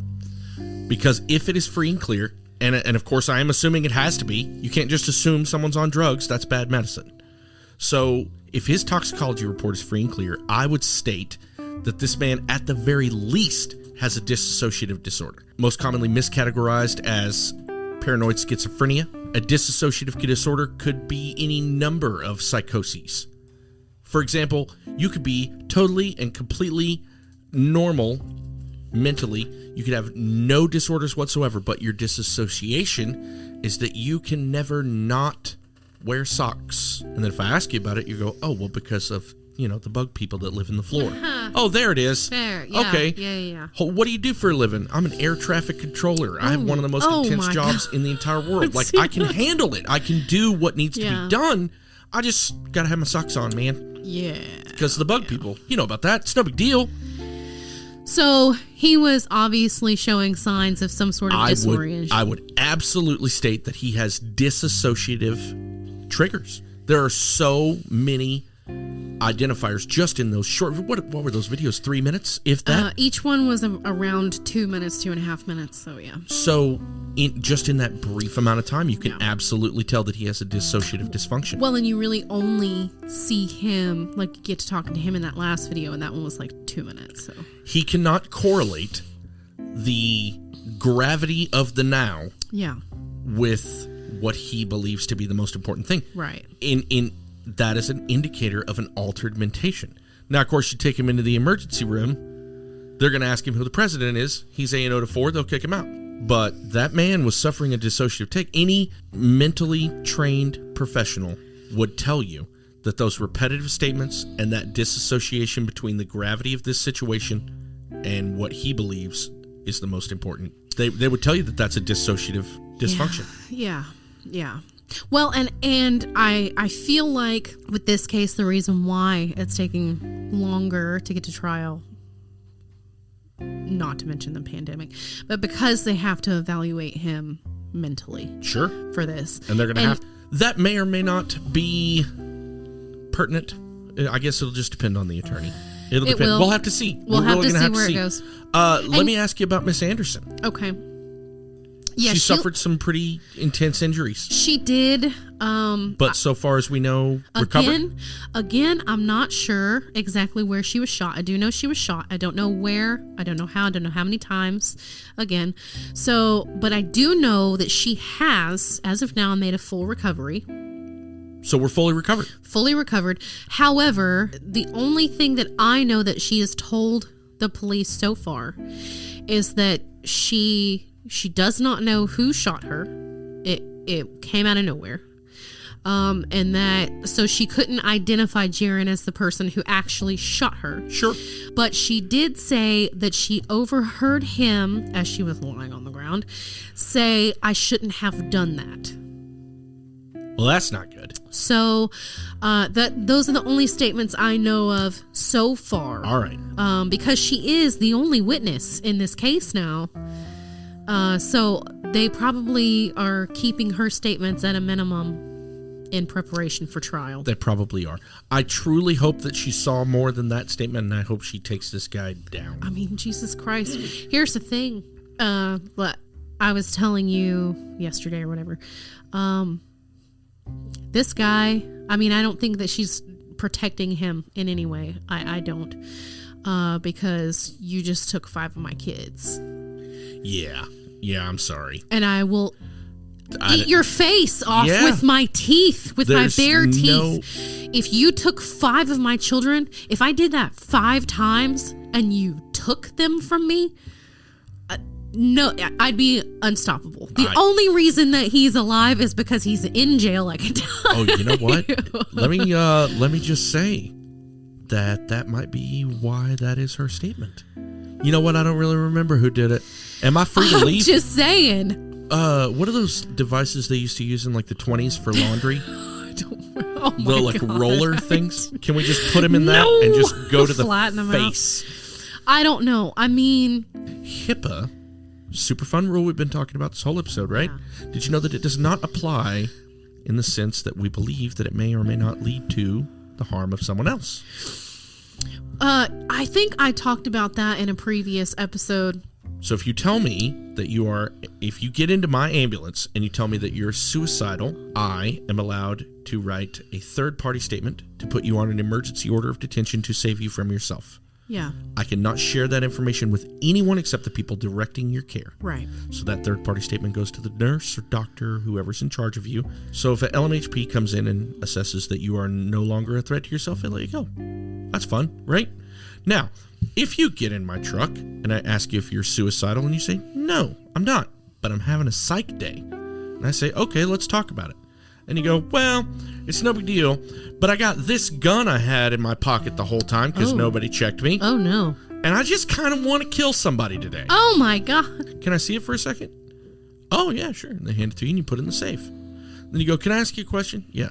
You said you just wanted to kill somebody to see what it's like.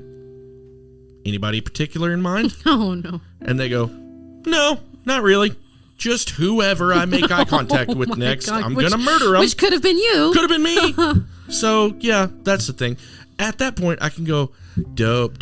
Sounds tight. Hey, are you allergic to anything? And they go, no. And I go, do you have any other medical history? And they're like, well, I'm diagnosed psychotic. Sounds fun. Do you take meds on a daily basis? Oh, yeah, take, Seroquel or whatever to keep me from thinking all these thoughts. Yeah. Then I can go, sounds good, buddy. Hey, let me grab my laptop because I'm going to do some paperwork to get you over to the hospital. Which one do you use? Oh, I use whatever. St. Bohemian. Sounds fantastic. Open the door. Officer? Yeah. Can you handcuff this dude to the bed so he doesn't murder me? He told me he wanted to murder someone. At that point, HIPAA means nothing. Yeah. If I believe you are a danger to others, I can immediately tell whoever I want. So here's the thing about that, is that they sealed his initial mental health assessment. Yeah. Okay, but then the defense is going to plan to open that?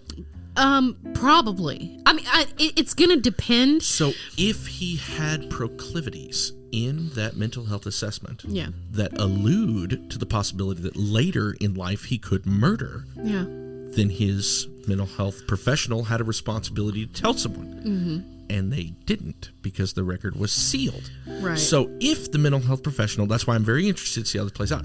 If his mental health assessment doesn't say, oh yeah, he could have murdered, he has this or whatever. He has murder syndrome where you murder once a day. Like if he didn't tell someone that, then I bet it won't hold up in court. It probably won't. And like I said, it's going to depend on what route of a defense that his defense attorneys want to take. It's going to depend on that assessment as well. Yeah. Because a complete dissociative disorder, that can make you unfit for trial. And the thing about it too is that prosecution could find a way to completely throw out all mental health just for the simple to hold him accountable without the mental health stuff. So they got a long road in front of them because there's a lot of hurdles to jump with that. And this is another reason why I'm always so hesitant to talk about a case on here that has not been resolved. And when I say resolved, I mean Brittany Anderson gets out of the hospital and shoots him twice in the face. yeah. Which I very much hope happens. Yeah. So I mean, but there were so many similarities, and 3 of those kids were his. So 3 kids were his, 2 were his brothers, and he killed his brother. And he killed his brother. Yeah. So it's a terrible case. I can't imagine what those responders went through. First of all, big shout out to that police department for an excellent capture. Yeah. They literally handled that textbook. You could use that video to train. That was perfect. So he was charged, just to go over the charges real quick. I know I mentioned it before, but we're also going to talk about the charges related to Brittany. So there were 6 charges for first-degree murder. There was the assault and battery with a deadly weapon. There was the possession of firearms. He was on probation at the time. And then the charges related to Brittany. So it was initially filed as shooting with intent to kill. That was my first thought, shooting with intent to kill. Right. But it was later amended to assault and battery with a dangerous weapon, which is a felony, by the way. Really? Is it? Yeah. Threatening to perform an act of violence because of the statement that she heard. That's also a felony. And then malicious injury to property, which is a misdemeanor. I don't know what that has to do with, but I'm sure we'll learn about it in the future. But I literally can't wait. I will be holding on to this episode. It'll be in my favorites. I want to just talk about... You're way pretty than your pictures, by the way. I want to talk about what the defense attorney said and what the prosecution said before they start the trial. So defense attorney Gretchen Mosley argued that a, quote, reasonable theory of innocence exists with regard to allegations that Pridgeon killed the children.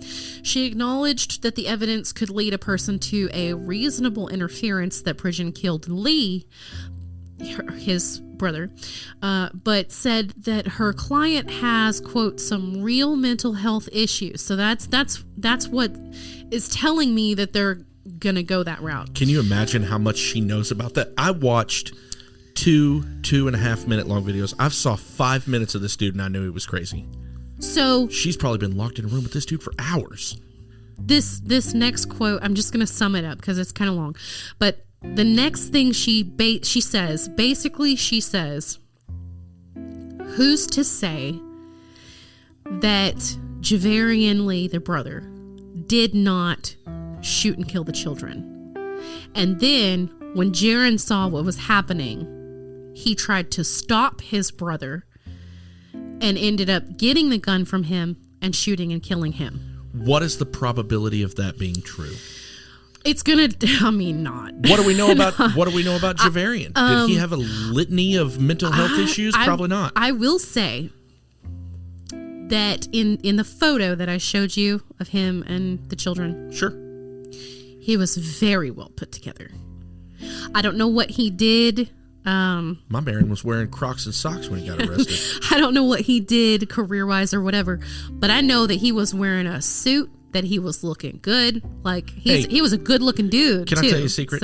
So, okay, the defense attorney is stating that Javarian Lee perpetrated every single one of the acts of violence up to his death, wherein Jarron Pridgeon took the firearm away and then shot him and murdered him. Yeah, but she doesn't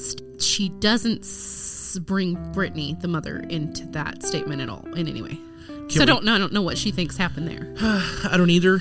I know that she's going to say whatever she can to keep someone from making a snap judgment. Yes, so that is what I was about to say.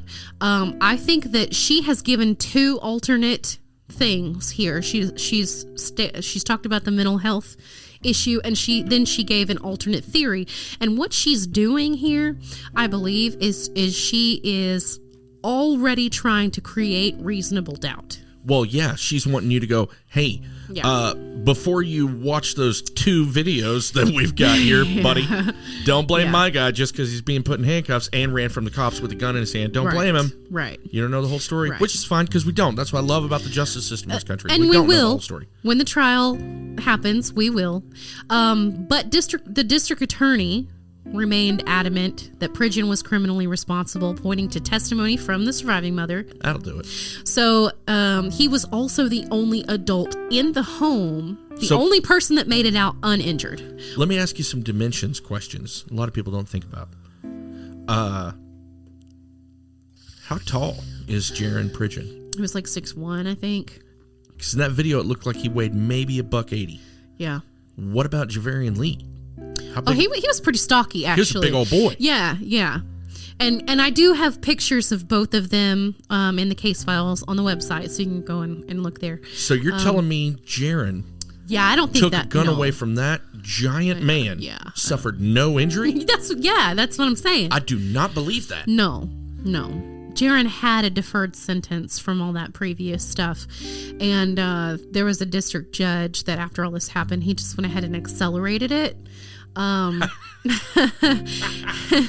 I hate to bring this up, but we did tell you not to murder. Yeah. And you murdered. I know, right? So we're going to go ahead and put you in jail on this parking ticket you didn't pay in 2004. No, it was from the assault. There was the assault and battery. Oh, right.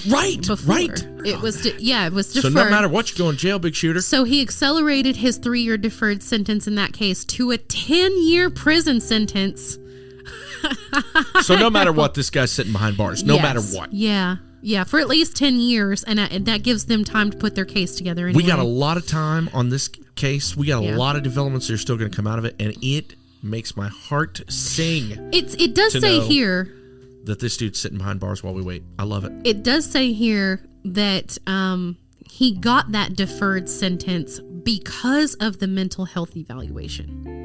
Oh, really? So we don't know what's in the mental health evaluation. That leads me to believe that it's a more serious dissociative disorder. Yeah. That leads me to believe that he may not be fit for trial. So we'll have to see what comes of it.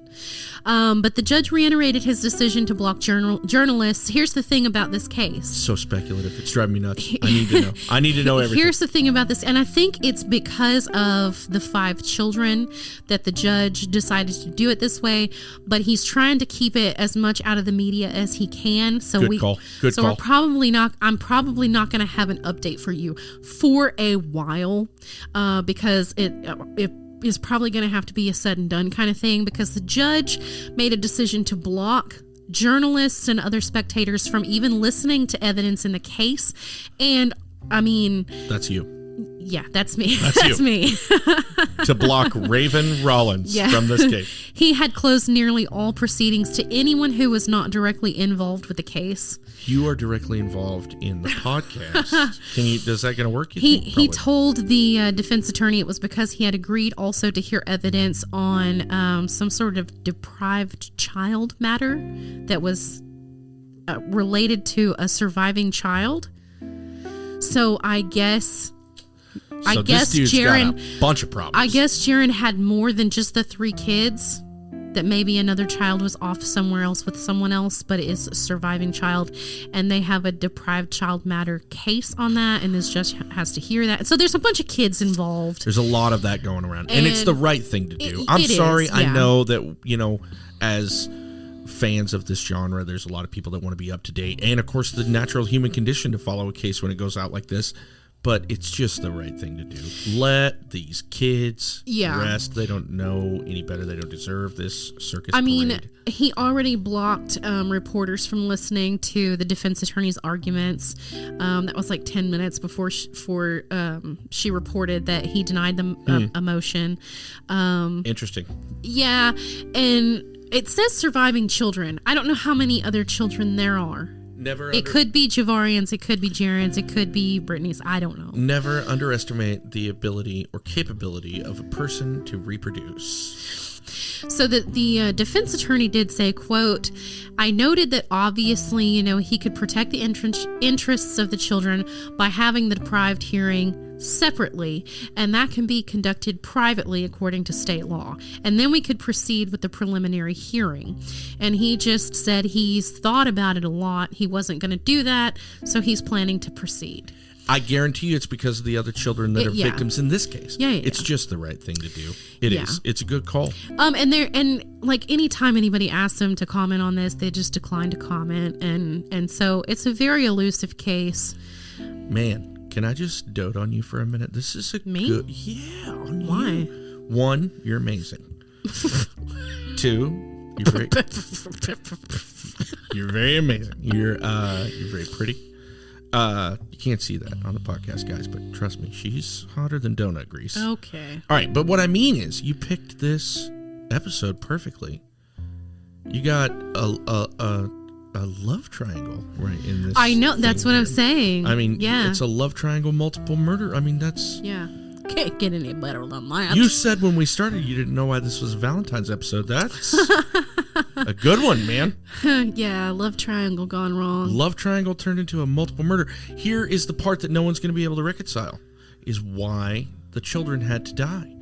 I don't know. And I'm telling you, it's stuck in that file that sealed medical mental health assessment. I don't know. It's in there. Yeah. I'm telling you. I do want to take just 1 minute and really let these kids' names rest in your ears. Just in these 2 cases that we just talked about, that's 8 children who were taken for seemingly no reason whatsoever, had their lives extinguished far too soon. So I'm just gonna tell you their names. I want you to just take them in. Cadence, 9 years old. Nevaeh, 6 years old. Harmony, 5 years old. Ebony, 4 years old. Jadis, 3 years old. Essence, 2 years old. Jalea, 1 year old. And then Marjona, 8 months old. We just ran down from 6, 5, 4, 3, 2, 1, under 1, and a 9-year-old. Why? Finally, thank you for having me. This is a lot of fun. 2. I know. I've banned you before now. It's true. I wasn't allowed to do anything but come into this room and drop off snacks and then leave as quickly as I came. But then I realized that you have a lot of valuable insights with the job that you do. I mean, I don't know about all that. I do. But I can tell you this. Ladies, and less commonly but still prominently men, if you find yourself in a relationship that has gone from not working socially to not working physically, if the level of discordance escalates, leave. No amount of time spent with a person translates to a quality of relationship. That is not true. I don't care if you've been together 60 years. If you spent 60 years punching each other in the face, it was a bad relationship. Yeah. Leave. I can tell you this with absolute certainty. Abusive relationships end one of 2 ways. You leave or you die. There's no middle. Yeah. I've run too many of those calls. If you're curious how many, in a 12-hour day, I run between 6 and 15 911 calls, just depending on what they are. I work 5 to 6 days a week, and I've done it for 6 years. I can tell you with absolute certainty that that's the only 2 way that this can end. You either leave or you die. Yeah.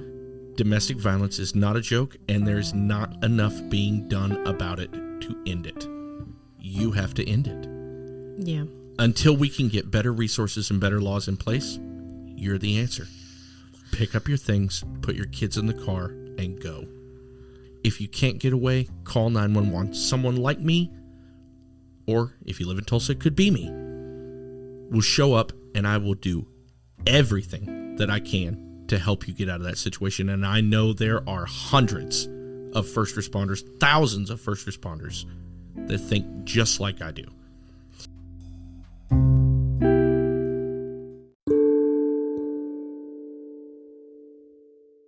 On average, nearly 20 people per minute are physically abused by an intimate partner in the United States. During 1 year, this equates to more than 10 million women and men. 1 in 4 women and 1 in 9 men experience severe intimate partner physical violence, intimate partner contact sexual violence, and or intimate partner stalking, with impacts such as injury, fearfulness, post-traumatic stress disorder, use of victim services, contraction of sexually transmitted diseases, or etc. 1 in 3 women and 1 in 4 men have experienced some form of physical violence by an intimate partner.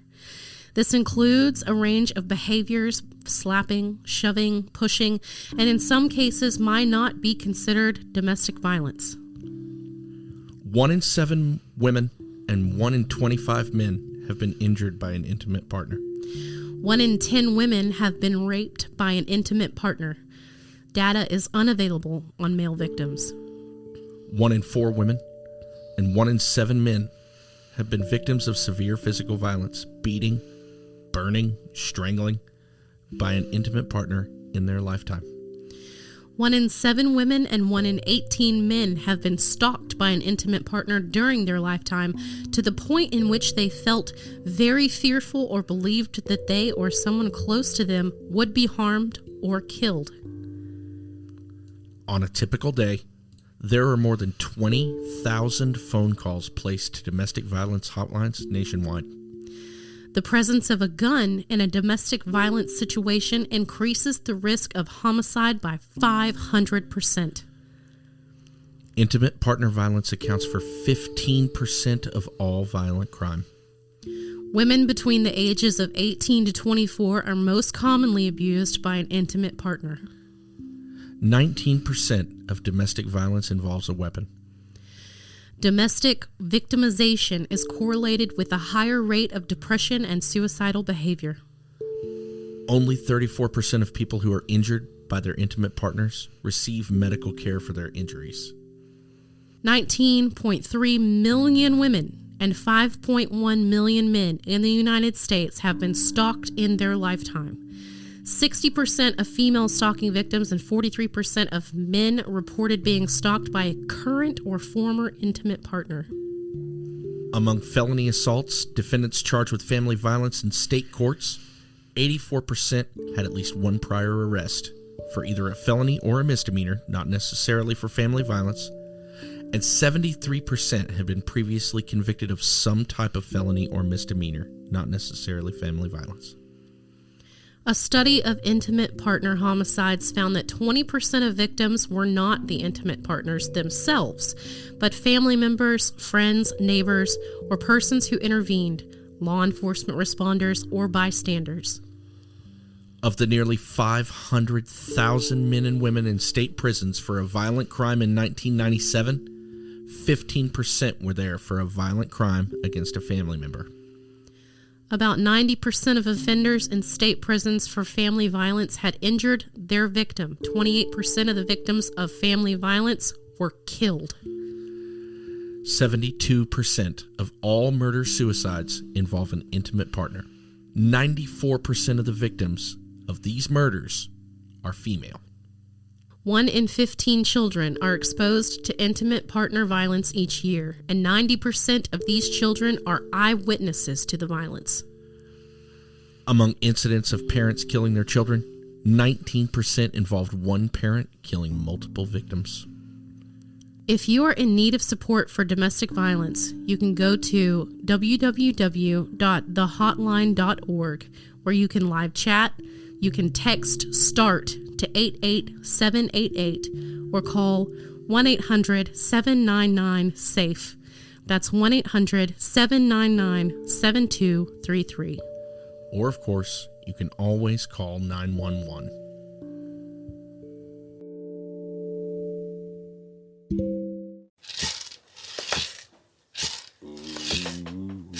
You've reached the end of our episode. All suspects are innocent until proven guilty in a court of law. Join Raven next time on the Sirens Podcast.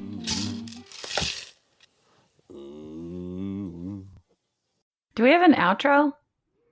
That's our outro, isn't it?